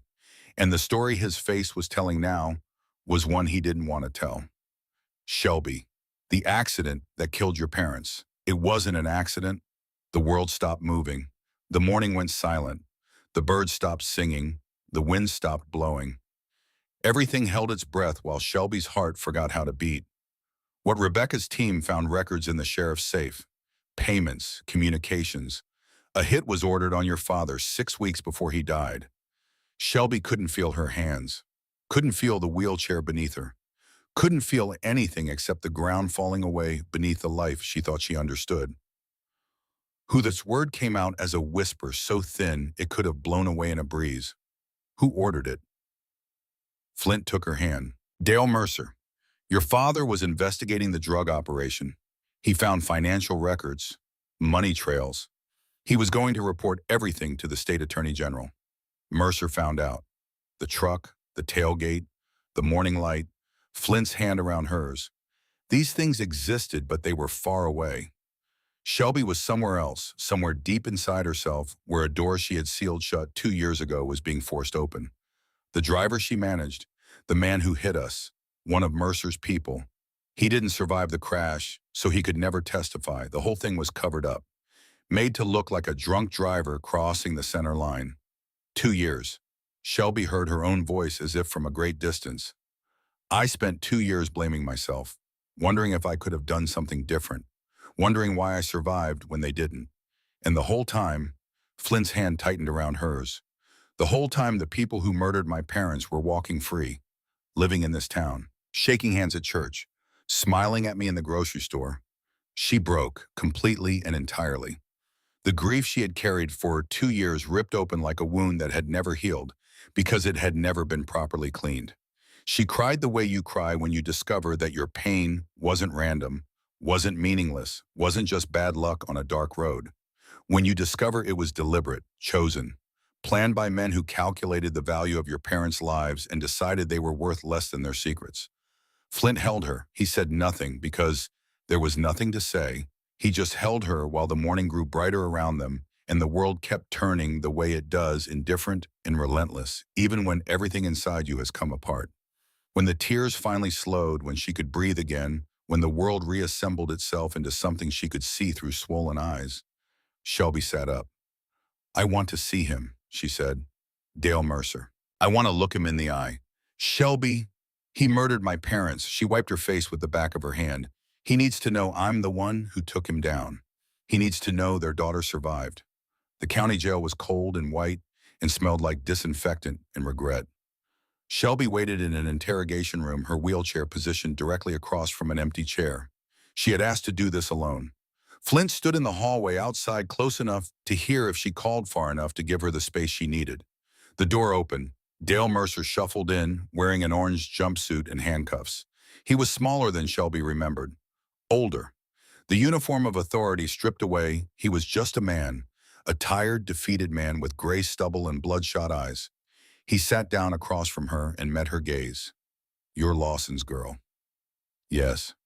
Mercer shook his head slowly. "I knew you looked familiar." "Would it have changed anything?" "No." His voice was flat. "Business is business." Shelby felt her rage crystallize into something cold and permanent and absolutely clear. "You killed my parents. You destroyed my life. And you sat in that sheriff's office for 2 more years watching me wheel past your building every day, knowing what you'd done." Mercer said nothing.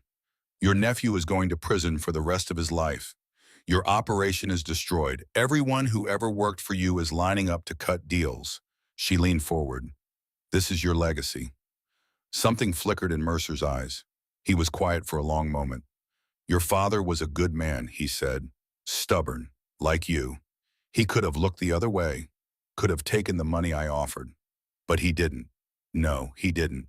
Shelby pushed her wheelchair back from the table.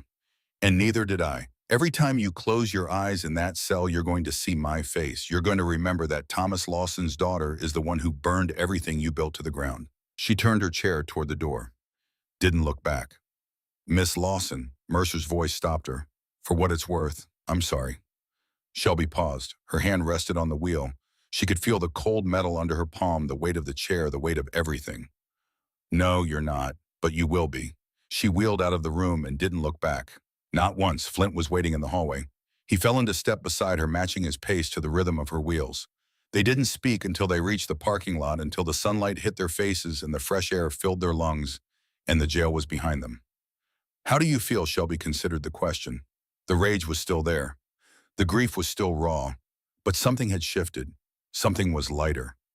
"I feel like I can finally start to heal," she said. Flint nodded. "That's all that matters."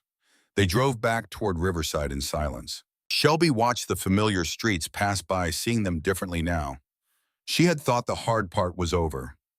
She had thought Colton and Dale Mercer were the end of the line. She was wrong, because somewhere in the back of her mind a question was still burning.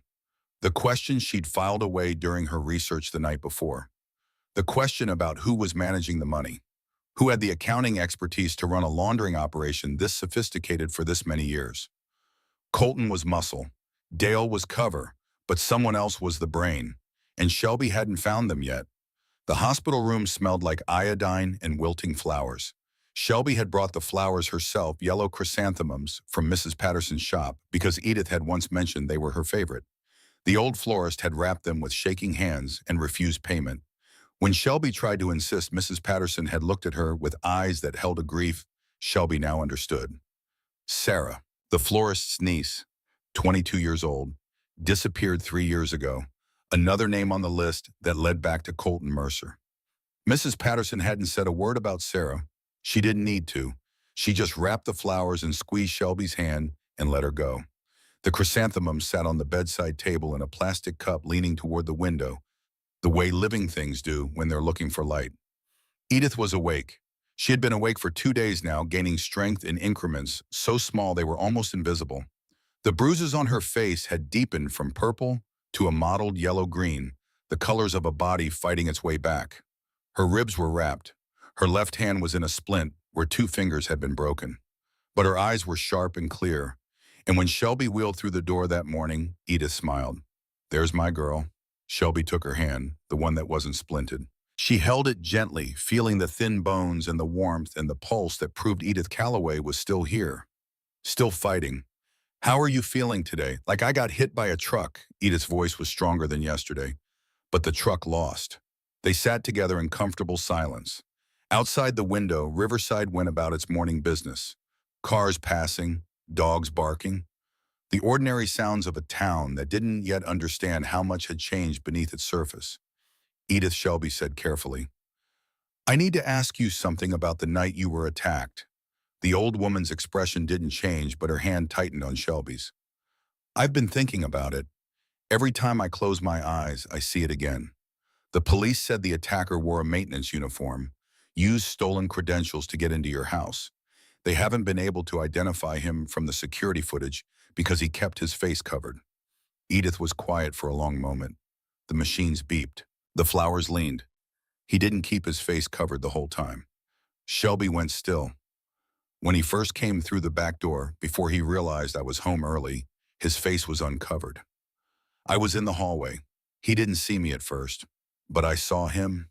Edith. Shelby leaned closer. Do you know who it was? The tears came slowly, not the tears of fear or pain. These were older tears, heavier, the tears of someone who has just realized that the world is even crueler than they already knew it to be. Warren Price. The name landed like a stone thrown into deep water.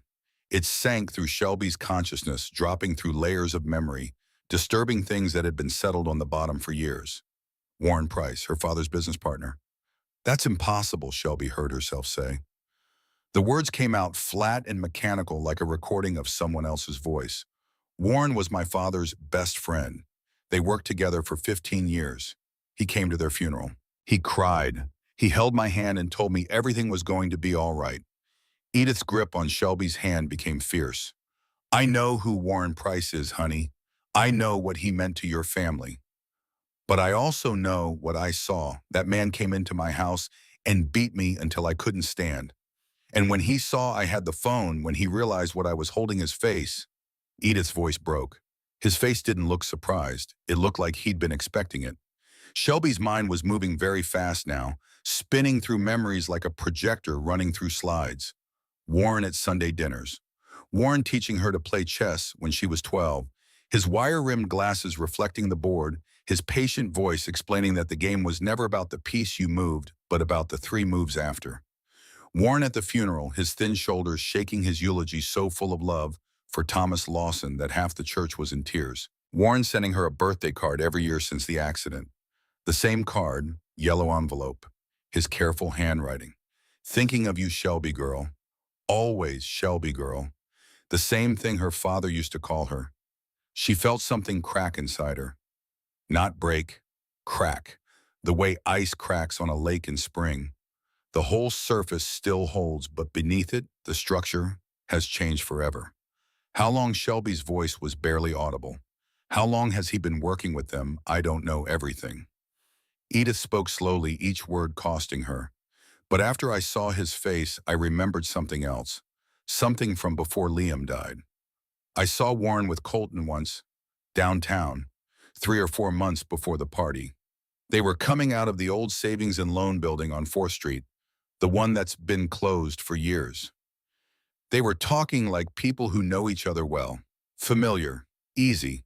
I thought it was strange at the time, but I didn't think. You couldn't have known. Edith wiped her eyes with the back of her hand. I'm sorry, Shelby. I'm so sorry. Shelby sat very still in her wheelchair. The room was quiet except for the machines and the distant sounds of the hospital going about its business of keeping people alive.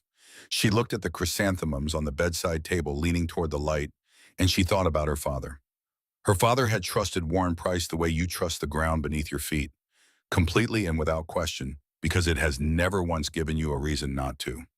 15 years they had worked side by side, sharing clients and case files and Friday lunches at the diner on 5th Street. Warren had been the best man at her parents' wedding. He knew where the spare key was hidden. He knew Shelby's birthday and her shoe size and the name of her first dog. And Warren had used that trust to help the people who killed him. Shelby released Edith's hand, gently. She didn't want the old woman to think she was pulling away in anger. She was pulling away because she needed both hands on her wheels. She needed to move. She needed to do something with the thing that was building inside her before it burned her from the inside out. I need to make a call, Shelby said. Her voice was calm, terrifyingly calm. Rest, I'll be back. In the hallway, she found Flint leaning against the wall. He straightened when he saw her face. What happened? Shelby told him. She told him in a voice that did not shake, did not crack, did not waver. She told him about Warren Price, about the connection to Colton, about the old savings and loan building, about the man who had been her father's best friend and had helped orchestrate his murder. Flint's face went through something that Shelby recognized. She had seen it in the mirror, the expression of a person recalculating everything they thought they knew. Warren Price, Flint repeated. The accountant. He was more than an accountant. He was the one managing the money. Shelby's mind was clear now. The grief and the rage had been compressed into something dense and functional. A fuel source. All that sophistication I found in the financial records, the shell companies, the structured deposits, the property purchases. That wasn't Colton. That wasn't Dale Mercer. They don't have the skill. But Warren does. Warren has exactly that skill. My father taught him half of it. Flint pulled out his phone. I'm calling Rebecca. Wait, Shelby grabbed his arm. If we go after Warren without evidence, we get one chance and we miss. We need proof, hard, physical, undeniable proof. What kind of proof? Shelby closed her eyes. She was thinking the way her father thought, following the numbers, following the trail, following the logic to its necessary conclusion. The old savings and loan building on 4th Street. Edith saw Warren coming out of there with Colton months before Liam died. That building has been closed for 7 years. There's no legitimate reason for anyone to be inside it. Whatever Warren is hiding, it's there. And Warren himself. Shelby opened her eyes. I know where he is. Flint waited. My parents had a cabin, Lake Whitmore, 2 hours north. My father built it with his own hands the summer I turned 10. Warren helped him. He spent every weekend up there for 3 months hauling lumber laying foundation. He knows that cabin as well as he knows his own house. He knows it's been empty since the accident.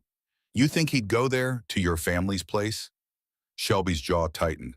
Warren Price has a sick sense of irony. He helped kill my father, and then he helped carry his casket.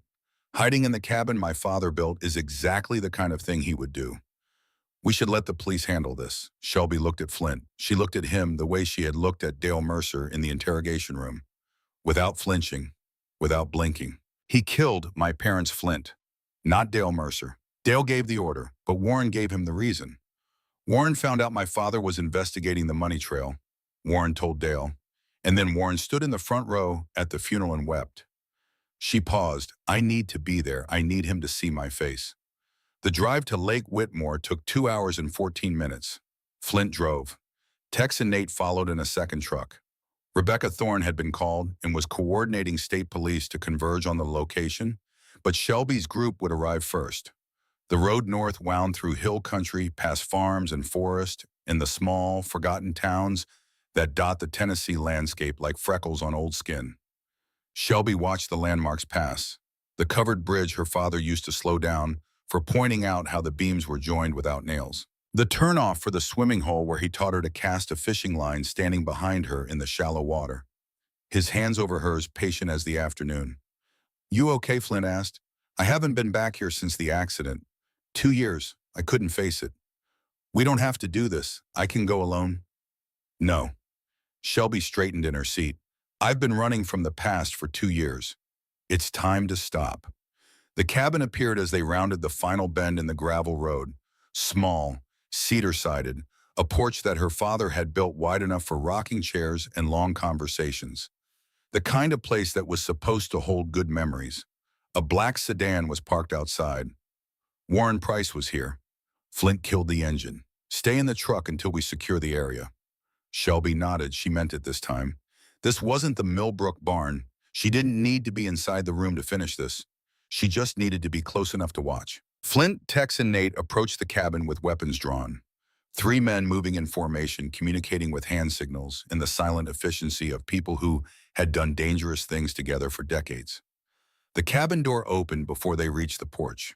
Warren Price stepped out with his hands raised. He was smaller than Shelby remembered. Thinner. The wire-rimmed glasses were the same, and the careful posture and the mild expression that made him look like a man who had never raised his voice in his life. He looked like what he was, an accountant, harmless, ordinary. He looked like the last person on earth who would help murder his best friend. I was wondering when you'd figure it out, Warren called. His voice carried across the gravel. Clearing, calm and measured. Took you long enough. Warren Price, Flint's voice was stone. Get on your knees, hands behind your head. There's no need for that, Warren smiled, a thin, practiced expression. I'm not going to run. I've been waiting for you.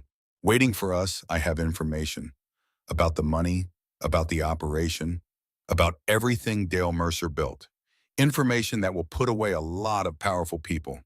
Warren lowered his hands slightly. Information I'm willing to trade.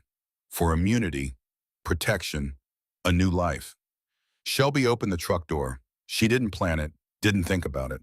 Her hands were on her wheels and she was moving down the gravel, the stones crunching beneath her tires, The cold mountain air on her face, her eyes locked on the man who had destroyed her family from the inside. Warren saw her coming. His smile faltered. Just for a moment, just long enough for the mask to slip and show the animal underneath. Shelby, I didn't expect you were at their funeral. She was close now, close enough to see the sweat beading on his forehead, close enough to see the way his eyes moved, calculating, always calculating, even now. Close enough to see the cabin behind him, her father's cabin and the porch where she had sat on summer evenings eating watermelon and listening to the crickets while her parents rocked in their chairs and talked about nothing and everything. That porch, those chairs, this man standing on them like he belonged there. You stood there and cried. You held my hand. You told me everything was going to be all right. You sent me a birthday card every year. Yellow envelope. Thinking of you, Shelby girl. The same words my father used. Warren's composure flickered. That thing behind his eyes moved, rearranged, tried to find a new position that would hold. He took a half step back. The boards of the porch creaked under his feet. Her father's boards. Her father's nails. I cared about your family, Shelby. That was real. Everything I felt at that funeral was real. Then how Shelby's voice didn't rise. It dropped. It became something low and dense and terrible. How do you care about a man and then hand him to the people who kill him? Warren flinched, actually flinched as though the words had struck him across the face. His glasses were still on, but Shelby could see his eyes through them now. Really see them, and what she saw was not remorse. It was self-pity. The bottomless, corrosive self-pity of a man who has ruined everything and still believes he is the victim of his own story. Shelby, you have to understand. Your father was going to ruin everything. 15 years of work, millions of dollars. Tommy was going to throw it all away because he couldn't look the other way. Because he had to be the hero. He was a good man. He was a fool. The word came out sharp, and for the first time Shelby saw the real Warren Price. Not the mild accountant, not the grieving friend, the man underneath. Cold, certain, absolutely convinced that he was right and everyone else was wrong. A fool who thought right and wrong were simple, Warren continued.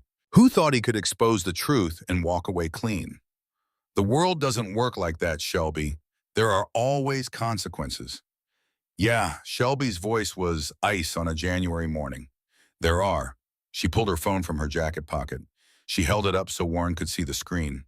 The recording app, running, the timer counting seconds. Rebecca, did you get all that? The voice came through the phone's speaker clear and sharp. Every word, Ms. Lawson. Warren's face went white. The blood drained from it so fast he looked like a man watching his own ghost step out of his body. What? You've been recorded since I got out of the truck. Shelby's smile was not a smile. It was something older and harder and more final. Tennessee is a one-party consent state. You taught me that lesson yourself. Remember when Gerald Ashford tried to suppress the recording from the Millbrook barn? Your lawyer argued consent law for 3 hours. I paid attention. Warren lunged toward her, instinct, panic, the desperate lurch of a man who has just realized the ground is gone. Flint was faster. He caught Warren mid-stride, took him down hard, pinned him face first in the gravel. The accountant's glasses flew off and skittered across the stones. Warren Price. Flint's knee was in the small of Warren's back, his voice flat and final. You're under arrest for conspiracy to commit murder, money laundering, and attempted murder. You have the right to remain silent. Warren was crying, great heaving sobs that shook his thin frame. It won't matter, he gasped into the dirt. I know too much. They'll never let me testify. You think Dale Mercer was the top of the chain? He's nothing. There are people above him, people who will never let this come to trial. Shelby leaned forward in her wheelchair. Let them try. I've already taken down your operation. I've already put your friends in jail. And now I'm going to do the same to everyone else connected to this. Every dirty cop. Every person who helped cover up my parents' murder. I will find them all. Warren twisted his head to look at her. Gravel was embedded in his cheek. His eyes were red and wet, and for the first time genuinely afraid. You're just a girl in a wheelchair. Shelby held his gaze. And you're a man face down in the dirt. So I'd say the wheelchair is winning. State police arrived 20 minutes later. Warren Price was loaded into the back of a cruiser, still weeping, still making threats that sounded more like prayers. Shelby watched until the car disappeared down the mountain road trailing dust. Flint stood beside her, quiet, steady, the way he always was when she needed him to be. "You okay? I don't know." Shelby stared at the cabin. Her father's cabin, the porch he built, the windows he glazed, the life he'd imagined having here. Summer weekends and fishing trips, and the slow, gentle aging that was supposed to come after the hard years were done. "He was at our house every Christmas," she said. "He taught me to play chess. My dad trusted him completely." "Your dad saw the best in people." Flint's voice was rough. "That's not a weakness, Shelby. That's courage. The same courage I see in you." Shelby felt tears on her face. Not the raging, tearing tears from the jail. These were quieter, sadder. The tears you cry when you realize that the world is not divided into good people and bad people, but into people who choose, and the consequences of those choices, and sometimes the people you love make choices that destroy you. "I miss them so much." "I know." Flint put his hand on her shoulder. "I know you do." They stayed like that for a long time. Two people who had both lost daughters and fathers, standing in the shadow of a dead man's cabin, letting the mountain air carry their grief away, piece by piece. Then Shelby's phone rang. Rebecca Thorne. Her voice was tight with controlled urgency. "We searched the old savings and loan building on 4th Street. Found a safe room in the basement. Filing cabinets, hard drives, 15 years of financial records for the entire operation." Shelby gripped the phone. "And there's more. We found a journal, belonged to a boy named Liam Calloway. His mother, Patricia Dunn, brought it in this morning. She'd been keeping it hidden since his death. She didn't understand what was in it until she saw the news about the arrests." Shelby's heart was hammering. "What does the journal say?" "It describes a woman, blonde, mid-30s, drove a red convertible. Liam called her Angel. He said she wasn't just a dealer. He said she was running the whole thing, Coltondale Warren." "All of them," they answered to her. The air left Shelby's lungs. "There's someone above Dale Mercer. According to this journal, yes, someone we haven't even looked at yet." Shelby closed her eyes. Her mind was doing what it always did, sorting, connecting, finding the pattern in the noise. Blonde, mid-30s, red convertible, Angel. A woman with enough power to command a sheriff and enough invisibility to avoid suspicion for 15 years. A woman who operated in plain sight. A woman who ran a charity. Shelby opened her eyes. "The Riverside Hope Foundation," she said. "The one that runs the food drives and the scholarship programs. The one with the Golden Wing logo. I've seen their banners at every town event since I was a kid." Rebecca was quiet for a moment. "Then who runs it?" Shelby already knew. She had seen the name 100 times. On banners, on programs, on the thank you cards that arrived at every household in Riverside during the holidays. The name of the woman the whole town called a saint. Vivian Ashford, wife of Gerald Ashford, Colton Mercer's defense attorney. The silence on the line was so complete that Shelby could hear Rebecca breathing. "She's been using the charity as a front," Shelby continued. Her mind was moving now the way it moved when she was deep in research, when the connections came faster than she could speak them. The events, the community programs, the scholarship fundraisers. That's how she recruited. She targeted kids, teenagers from struggling families, kids who needed money, who needed attention, who needed someone to believe in them. She gave them that through the foundation, built trust, built dependency, and then she funneled them into the operation. Shelby paused. She was thinking about Liam Calloway, 20 years old, wanted to be a teacher, wanted to help kids learn to read. He hadn't gone to that party looking for drugs. He'd gone because someone he trusted, someone who had given him a scholarship and a purpose, and the feeling of being valued had told him to be there. Liam Calloway wasn't some random kid who showed up at a party, Shelby said. He was recruited, groomed, by a woman he thought was trying to help him. And Marcus Dunn Jr., Rebecca added quietly, he was a Riverside Hope Foundation scholarship recipient. So was Sarah Patterson. The scope of it opened up in Shelby's mind like a wound. Every dead kid, every missing person, every overdose that was ruled accidental. They all led back to a charity gala and a woman in a silk dress handing out checks and smiling for photographs. And Gerald Ashford didn't take Colton's case because of the money, Shelby said. He took it to protect his wife. If Colton talked, if the operation unraveled, it would eventually lead to Vivian.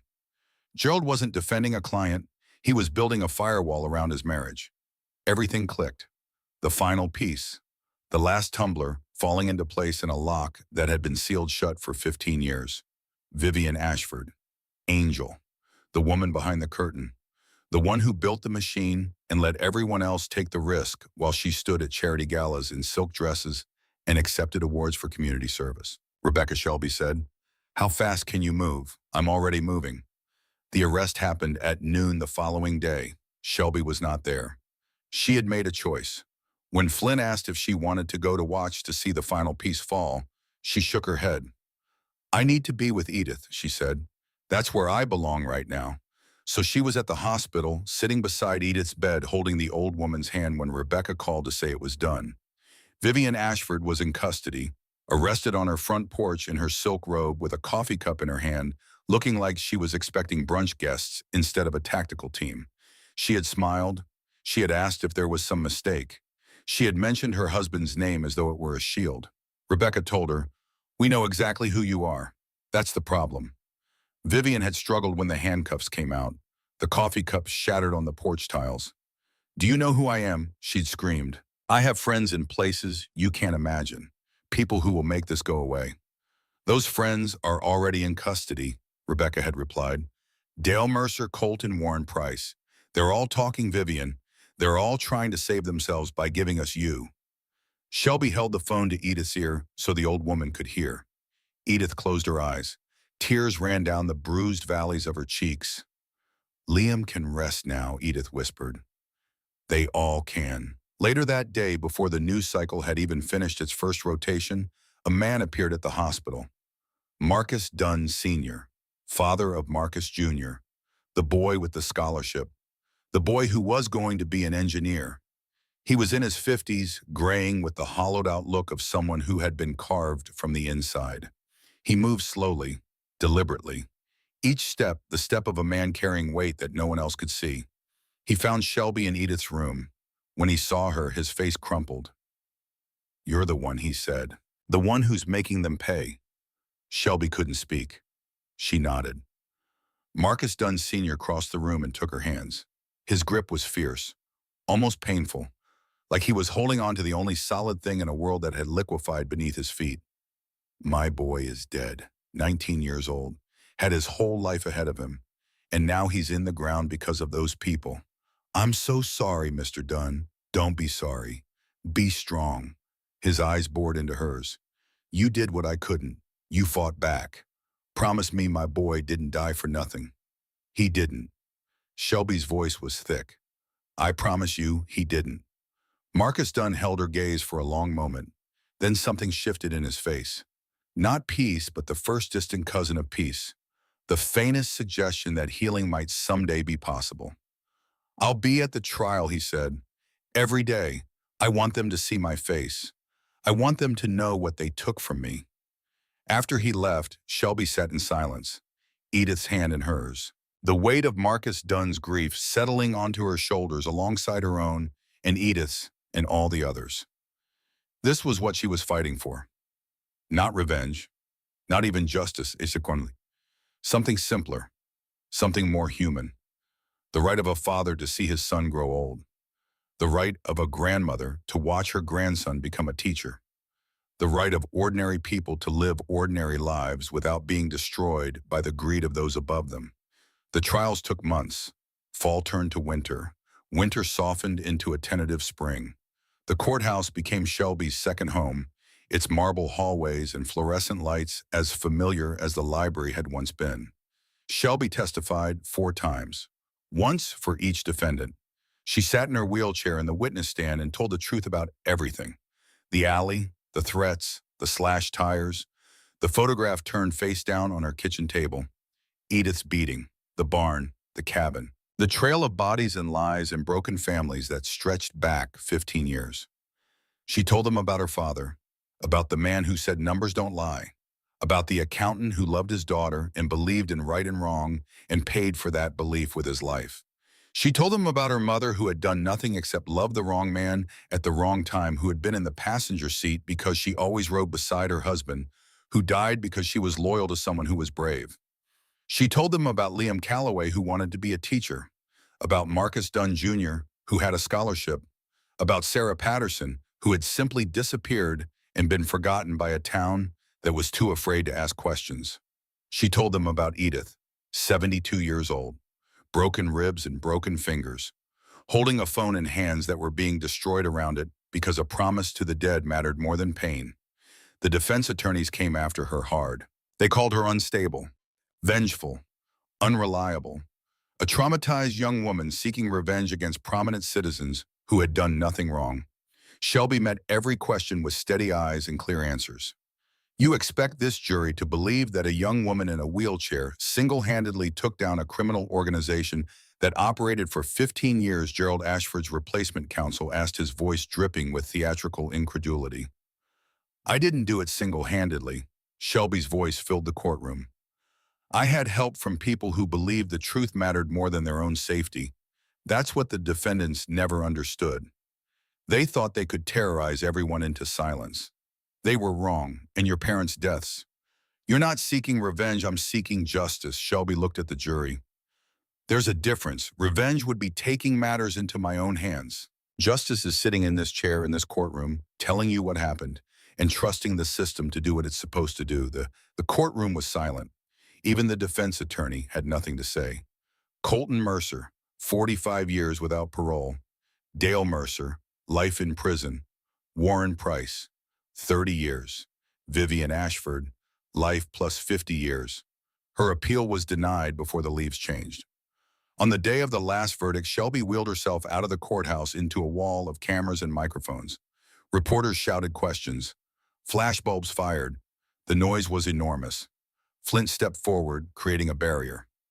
No more questions. She's been through enough. But Shelby stopped him. Wait. She turned to face the cameras. She took a breath. She let the noise die down until the only sound was the wind moving through the trees lining the courthouse square. I'm not a hero. I'm just someone who saw something wrong and refused to look away. She paused. 2 years ago, I lost my parents and my ability to walk in the same night. I thought my life was over. I thought I would never matter again. Then I saw 3 men in an alley and I had a choice. Stay silent or speak up. She looked at Flint, at Edith in her wheelchair near the courthouse steps, at Mama D and the bikers gathered around them. I chose to speak up. It cost me everything. It almost cost me my life. But it also gave me something I never expected. What was that a reporter called? Family. Shelby's voice cracked and she let it crack. I found people who believed in me when I couldn't believe in myself. I'm standing here today because of them. Not because I'm special, because I wasn't alone. She turned her wheelchair toward the ramp. The questions continued behind her. She didn't look back. 3 weeks later, Shelby sat in the quiet of her apartment. The same studio, the same scratched hardwood floors and drafty windows. But it was different now. Not because anything had changed in the room, but because everything had changed in her. Rebecca Thorne had made her an offer. Law school, a scholarship recommendation, a future in the district attorney's office, working cases that mattered, fighting for people who couldn't fight for themselves. Shelby had said yes. She enrolled in night classes at the community college that fall. Pre-law, the first step. She still worked at the library during the day. Dorothy Hargrove pretended not to notice when Shelby studied case law between shelving books. But she always made sure the legal reference section was fully stocked, and sometimes Shelby would find a fresh cup of coffee waiting on her desk with no explanation and no expectation of thanks. Before classes started, Shelby went to the cemetery. She went alone. She needed to say some things that were only for the dead to hear. The double headstone was simple gray granite. Thomas and Sarah Lawson, beloved parents, forever in our hearts. The grass had been freshly mowed. Someone was maintaining the plot. Shelby didn't know who. One of those small kindnesses that happen in small towns, invisible and constant. Hey, Mom. Hey, Dad. The wind moved through the old oaks. The leaves were turning again. A full year since the alley. I found out the truth about the accident, about why you died, and I made them pay. Every single one of them. Dale Mercer is in prison, Colton too, Warren Price, Vivian Ashford, all of them. She paused. A bird was singing somewhere, persistent and bright. I'm going to law school. I know, right? The girl who couldn't even figure out how to parallel park. But Rebecca says I have a gift for connecting dots and fighting for people, and I think maybe you knew that. I think that's what you meant, Dad, when you said I'd change the world. She wiped her eyes. I'm not alone anymore. I found people. A man named Flint who knew you when you were young. A woman named Edith who lost her grandson to the same people who took you. A whole family of bikers who showed up because someone called and said a girl needed help. She laughed through her tears. You'd like them, Mom. They're loud and they smell like motor oil and they eat too much. But they love hard, the way you taught me to love. She sat with her parents until the sun began to set. Then she whispered goodbye and wheeled herself back to the car, where Flint was waiting, leaning against the hood with his arms crossed, pretending he hadn't been watching her the whole time. Ready, he asked. Ready. Edith recovered fully. She moved into Shelby's building one floor up, close enough to check in every day, close enough to share meals and stories, and the kind of silence that only exists between people who have survived something terrible together. We're family now, Edith said when Shelby protested. Family sticks together. Flint reopened his garage. The damage was repaired. The spray paint covered the broken cars, replaced or restored. He came for dinner every Sunday, bringing pastries from the bakery on Main Street and stories about the old days with Thomas Lawson. Your dad would have loved to see you now, he told her one evening. They were sitting on Shelby's small porch, watching the streetlights come on. He always said you were going to do something special. Bragged about you to anyone who'd listen. My daughter's going to change the world, he'd say. Shelby looked at the sky, turning dark above the rooftops. I think he was right, Flint said. 3 years later, Shelby Lawson graduated at the top of her law school class. Flint, Edith, Mama D, Nate, Tex Wrench, Hank, and Jolene filled an entire row of the auditorium, cheering loud enough to drown out every other family in the building. Dorothy Hargrove sat at the end of the row, dabbing her eyes with a handkerchief, pretending she wasn't crying and fooling no one. When Shelby's name was called, when she wheeled herself across that stage to receive her diploma, the row erupted. Mama D stood on her chair. Tex put 2 fingers in his mouth and whistled so loud the dean flinched. Nate started a chant that the rest of the auditorium picked up without knowing why, just because the joy in it was contagious. Shelby looked out at them from the stage. Her family, built not from blood, but from choice and sacrifice and the stubborn refusal to let each other fall. She held the diploma in her lap and smiled, and for one perfect, suspended moment, everything was exactly right. Rebecca Thorne was waiting backstage. She shook Shelby's hand and offered her a position at the district attorney's office. Shelby accepted on one condition. I work exclusively on cases involving vulnerable victims, people who've been exploited, terrorized, silenced, people like I was. Deal, Rebecca said. On her first day of work, Shelby rolled through the office and stopped in front of a new addition to the hallway wall. Not a portrait, a photograph. Thomas and Sarah Lawson smiling at the camera on their wedding day. Young and hopeful and utterly unaware of the darkness that waited down the road. Beneath it, a small brass plaque. In memory of Thomas and Sarah Lawson, whose courage started a revolution. Their daughter finished it. Shelby pressed her hand to her heart. I made it, Mom and Dad, she whispered. I made it. That night she called Flint, like she did every Sunday, even though it was a Wednesday, because some things shouldn't wait for the right day. How was your first day, he asked. Perfect. Hard. Terrifying. Perfect. Flint laughed. The sound was warm and rough like gravel in sunlight. Sounds about right. Flint, yeah, thank you for saving me, for believing in me, for being my family when I didn't have one. The line was quiet for a moment. When Flint spoke again, his voice was thick. You always had one, Shelby. You just had to find us. She hung up and sat in the quiet of her apartment. The photograph on the kitchen table was upright, her parents at the county fair. Laughing, alive. Beside it now sat a second photograph. Flint had found it in a storage unit, a young Thomas Lawson standing next to an even younger Flint Garrett, both of them grinning at the camera arms thrown around each other's shoulders. Your dad was talking about going straight that day, Flint had told her, about making something of himself. I told him he was crazy. You know what he said? He said, Flint, someday I'm going to have a family and I'm going to make sure they're proud of me, whatever it takes. The two photographs sat side by side. Her father young, her father grown, her father gone, but not gone, not entirely. Because the thing he'd left behind, the thing no accident and no conspiracy and no amount of evil could destroy, was sitting in a wheelchair in a small apartment in Riverside, Tennessee, preparing for the future he'd always believed she would have. The jacket her biker family had given her hung on the back of her chair. Lady Justice on the back. Shelby's Angels stitched over the heart. Law books stacked on the desk. Case files waiting for morning. Outside, the lights of Riverside twinkled through the window. The same light she had watched through tears 2 years ago, when everything was dark and she was alone, and the world was a place that only took. It was still the same town, the same streets, the same library at the end of Main Street with the copper roof turned green. But Shelby Lawson was not the same girl. She had been broken, shattered in ways that most people never experience and fewer survive. She had lost her parents and her legs in 2 years of her life and the simple, beautiful belief that the world was a place where good people were safe. She had learned that it wasn't. She had learned that good people and bad people prosper, and that the space between right and wrong is not a line but a battlefield where the outcome depends entirely on who is willing to show up. And she had shown up. Not because she was fearless. She had been afraid every single day. Afraid in the alley, afraid in the garage, afraid in the barn with a gun to her head, afraid in the courtroom with cameras watching and lawyers attacking and the whole weight of a corrupt system pressing down on her shoulders.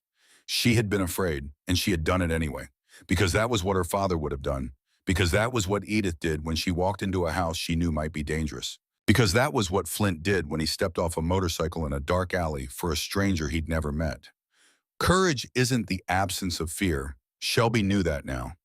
Courage is fear that has found something it loves more than itself. And then she had found something. Not a replacement for what was lost. Nothing could replace that. But something new. Something built from the wreckage assembled piece by piece from the courage of an old woman with a broken hand clutching a phone, from the loyalty of bikers who rode through the night because a stranger needed them, from the steady presence of a man who had failed his own daughter and refused to fail again. Family. The kind you choose. Shelby looked at the photographs one more time. Her mother's laugh, her father's eyes. Young Flint with his arm around young Thomas, both of them grinning like the future was nothing but open road. She turned off the light. Tomorrow she would wake up and fight. For the voiceless, for the powerless. For every person who had ever been told they didn't matter. She would carry her parents' legacy in every case she took, every witness she protected, every conviction she won. Not because she owed the world anything, because the world owed her parents everything, and she was going to collect. Some people wait their whole lives to find their purpose. Shelby Lawson found hers at her lowest moment, lying on the ground in a filthy alley, unable to move, surrounded by men who wanted her silent. She had refused to be silent, and from that refusal everything had grown.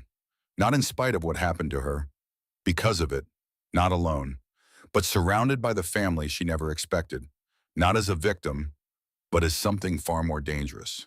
A woman who would not look away.